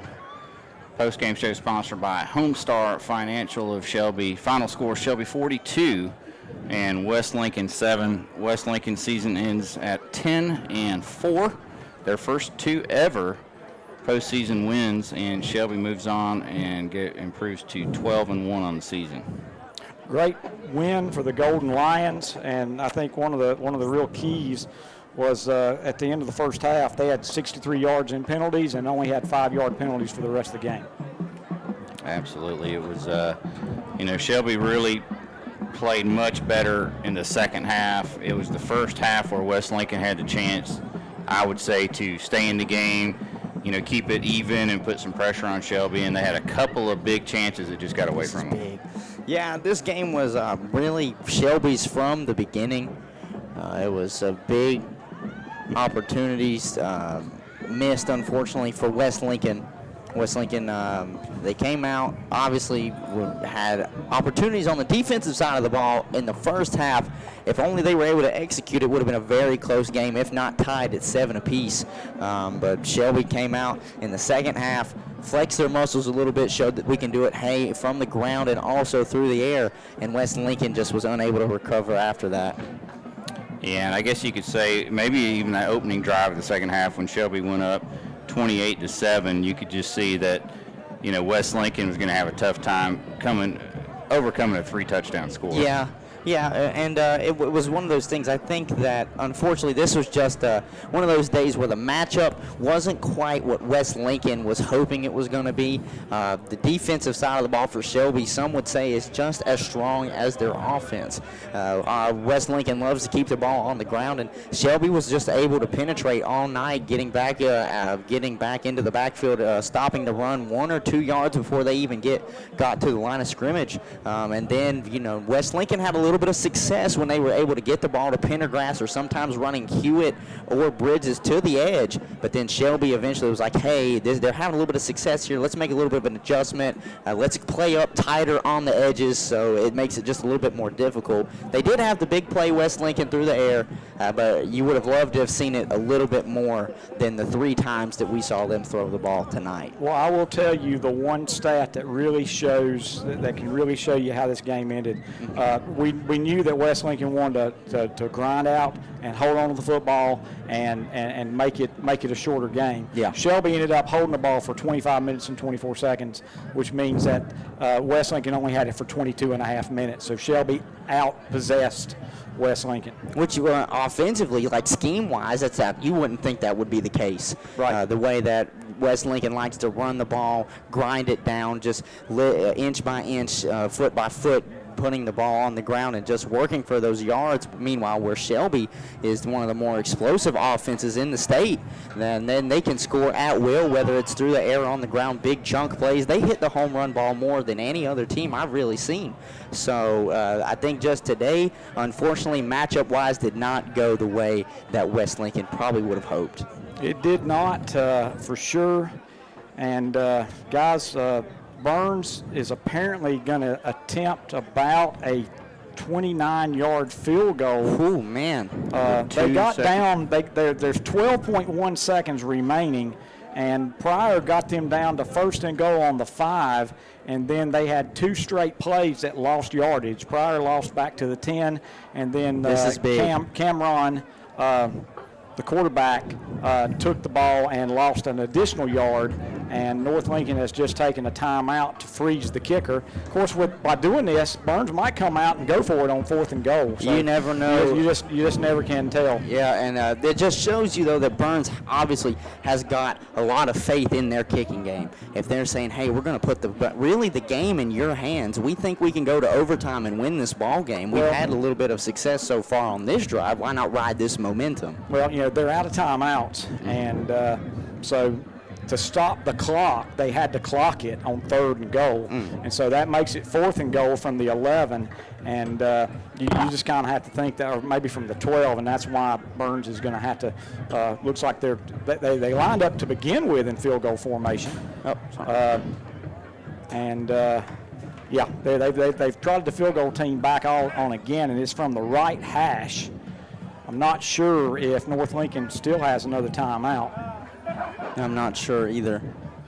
Brent Pasco, and here's the kick. Kick is up and good. So that game's going to go to overtime. Oh, my. Unless there's a huge play. There's 8.2 seconds left in the North Lincoln Burns game, and field goal has just tied it at 24 apiece. So now we'll get back and try to give you some some information on this game here with the Shelby West Lincoln, and we apologize for those of you that want to hear the stats from this game, but we would also like to tell you who Shelby will be playing next week, and we thought we were going to be able to tell you right there, but it looks like it's going to go a little bit longer. While Brent's finishing up the final statistics, I'll go ahead with the Okies Tire and recap of the game. With 4:36 left in the first quarter, Donye Fuller had a 7-yard touchdown run. Caden Shelby's point after made it 7-0 Shelby. With 3:27 left in the second quarter, Jahari Mitchell had a 19-yard touchdown pass from Isaiah Best, and Shelby's point after made it 14-0 Shelby. With 3:03 left in the first half, Mason Hewitt had a 65-yard touchdown run. Alex Gutierrez had the point after, and it's 14-7 Shelby. With 2:04 left in the first half, Jahari Mitchell had a 7-yard touchdown run. Shelby's point after made it 21-7 Shelby at the end of the half. With 7:29 left in the third quarter, Jahari Mitchell had a 2-yard touchdown run. Shelby's point after made it 28-7 Shelby. And with 8:44 left in the fourth quarter, Donye Fuller had a 13-yard touchdown run. Shelby's point after made it 35-7.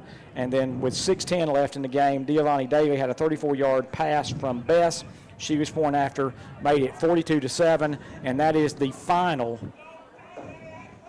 42-7. Shelby wins, and we'll go over the stats here for the game.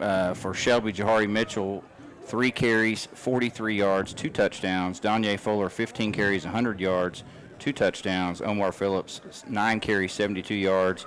He lost a fumble. Dalen Lee, 2 carries for -12. Laz Welch, 1 carry for 0 yards. Isaiah Best, 5 carries, -13. Marquise Adams, 1 carry for 35 yards. Shelby with 225 rushing on 36 carries, 4 touchdowns, 1 lost fumble. Passing, Best with 16 of 25 for 260 yards, 2 touchdowns. And receiving, Mitchell, 4 catches, 55 yards and a touchdown.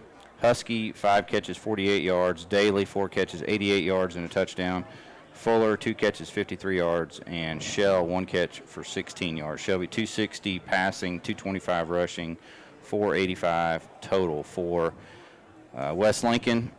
Cannon Bridges, 21 carries, 74 yards.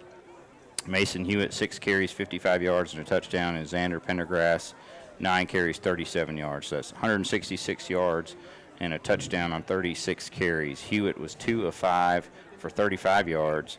Nathan Beam had 1 catch for 34 yards, and Bridges 1 catch for 1 yard. So that's 166 rushing, 35 passing, and 201 total for West Lincoln. Well, it was, we said that the Shelby defense would have to have a good night, and they did. Again, West Lincoln did get, what was their rushing total? 166. 166. And that's well above what Shelby gave up on average, but it's well below what West Lincoln picked up on average. And we talked in the pregame, about something's got to give. The prolific ground game for West Lincoln against the equally prolific defense against the run for Shelby.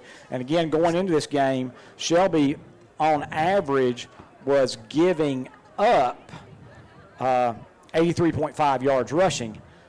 West Lincoln was gaining 352 yards rushing, and so 160 yards. I think you still got to give kind of the nod to Shelby. They got twice as much yards against Shelby, but less than half the amount that they generally would get on the ground. So nice job by the Golden Lions. Conversely, maybe one of the most well-balanced games for Shelby as far as rushing and passing. Those totals were very close to each other. And again, one of the most remarkable stats I've already mentioned, Shelby outpossessed the ball. They held the ball again for 25 minutes, 25 and a half minutes, which meant that West Lincoln only held it for 23 and a half minutes, and so that's pretty big for the Golden Lions. It's time to look at our players of the game, but first let's start off with our play of the game, sponsored by McDaniel Scott Allstate Agency, and I would have to say it's probably that the touchdown pass that made it 21-7. West Lincoln had just scored to make it 14-7. Shelby goes down. It looks like they're going to sack Isaiah Best. He gets out of a tackle and sort of makes a jump pass on 3rd and long. Mitchell catches it at the 5 and kind of turns inside and goes in for the touchdown, and Shelby takes that 21-7 lead and never looked back. Yeah, that was a big play, and I agree that that's probably the play of the game, because that's the difference in, a little bit later we had a pass that could have been a pick 6 that could have tied the game. So once Shelby got up by 2 touchdowns, they weren't seriously threatened from that point on. Absolutely. Our offensive players of the game sponsored by Parker Farm Service of Kings Mountain. And Hunter, I'll let you take the West Lincoln player of the game. West Lincoln player of the game, I'm going to give it to Cannon Bridges. I know that Hewitt was the one who had the long touchdown run, but Cannon Bridges was out there on every down, and he received a lot of the touches between him and Pendergrass. He was the one they were asking to run up between the tackles on this strong defensive line for the Shelby Golden Lions. So I'm going to give it to Cannon Bridges, the senior running back. Yeah, they leaned on him for 21 carries. He caught a pass. He was in on defense, and he was, he gave it up to the last carry where he carried 4 guys for 6 yards. He played with a lot of heart. Absolutely. For Shelby, offensive player of the game, we're going to go with Jahari Mitchell. 3 carries for 43 yards and 2 touchdowns, and 4 catches for 55 yards and a touchdown. And Jahari Mitchell with 98 all-purpose yards, 98 offensive yards. He had a lot more than that all-purpose because he was the punt returner tonight. He's our offensive player of the game, sponsored by Parker Farm Service of Kings Mountain. Defensive player of the game for West Lincoln, sponsored by Rhodes and Beal Oil of Lincolnton. Now, defensive, who I'm going to give it to Zach White. Number 77, the defensive lineman, was able to get into the backfield a few times. He had a couple of moments where you thought he was going to wrap up Bess. He was really the only one on the defensive line who was able to get in there and cause a little bit of havoc when they were able to. So I'm going to give that one to number 77, Zach White. And our basic finance of Shelby defense player of the game. What do you think? Jack Hollifield tonight?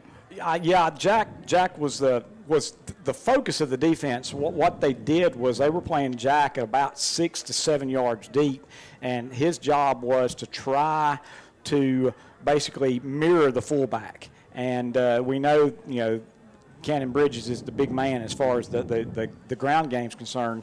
And not only did he do a great job of basically shutting him down in the big-time situations, he also made some great plays on the corner. Yeah. And then our defensive player of the games, again, are Zach White and Jack Hollifield. And then our overall players of the game for West Lincoln, sponsored by Carolina Auto Direct of Lincolnton. So what was it? Overall player of the game. You know what? Overall player of the game, I think it would be easy for me to go right back to Bridges, but I'm not going to do that. I'm going to give it to Hewitt. Hewitt, he played both sides of the ball. He was also the punter. He did a good job sometimes pinning Shelby back.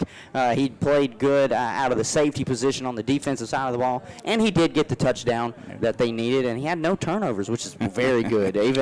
Very good, very difficult to do in a game against Shelby, who's got such a strong defense, and he did have the lone touchdown for West Lincoln. So I'm going to say overall player of the game, that is Mr. Hewitt for West Lincoln. And for Shelby, sponsored by S&R Auto Sales, let's go Danye Fuller. 15 carries, 100 yards, 2 touchdowns. He caught 2 passes for 53 yards. Huge night for Danye Fuller, his first game over 100 this year. Season that started off with a clavicle injury and, took him a while to get going. He's been sharing the load with Omar Phillips. Omar had a good game, but after Omar went out with a little bit of an injury, Fuller took over and had a huge game tonight. And news bulletin, the Golden Lions will host Burns next week. Burns, in overtime, Burns forced a field goal by North Lincoln. And then on the first play of Burns's overtime, Cameron Sweezy faked the ball to Pryor and then ran untouched into the end zone along the right side. So Burns had a great comeback, and we've got a Cleveland County rematch next week here at George Blanton Memorial Stadium, and I would say get here early, sports fans. Yeah, it's going to be the two AA Western Finals. The winner goes to the state championship. Pretty much everything on the line next week here at Blanton Memorial Stadium. Shelby and Burns. Be sure to call in to our postgame show, the Ronaldo Auto Mall postgame show. Phone number 704-435-2844. Again, 704-435-2844 for Cleveland County fans. You can talk about 3 of your teams going to the semifinals next week, with one of them guaranteed going to the state championship. For Lincoln County, call in and talk about what a great season North Lincoln, East Lincoln had, and North Lincoln, West Lincoln had, call into that show again, 704-435-2844. For Hunter Yancey, Jeff Jones, this is Brent Pasco. Thanks for joining us tonight. We'll see you next Friday night, 7 o'clock, airtime for our pregame show. Hi, I'm Rusty Wise with Mr. Sparky by Wise Electric Control. Did you know we cover the entire Charlotte market? Our Mr. Sparky electricians are everywhere to serve you from Cherryville, Kings Mountain, Gastonia to downtown Charlotte.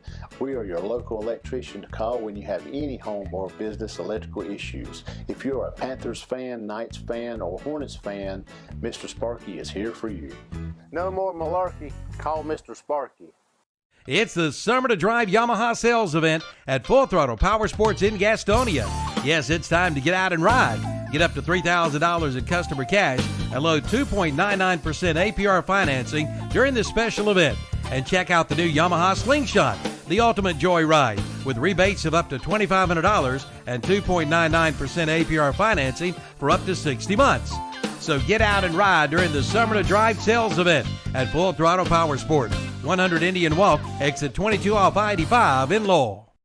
Pegram Insurance Services in Shelby is now All Care Insurance Services, and they invite you to see their newly remodeled office and talk with them about your insurance needs. If that's too far away from you, they have an All Care Insurance location in both Gastonia and Belmont areas. All Care Insurance has strived to be the best by providing quality insurance coverage with great commitment to customer service. Whether you do coverage for your home, auto, business, life, or something more, their experienced agents are there to help you. Visit one of their convenient locations, 220 West Dixon Boulevard in Shelby, 4515 Wilkinson Boulevard in Gastonia, and 7005 Suite E Wilkinson Boulevard in Belmont. That's All Care Insurance Services. The Creekside Clock Restaurant in Shelby takes this time to welcome all the American Legion Baseball World Series teams to Shelby and Cleveland County. We wish all of you good luck.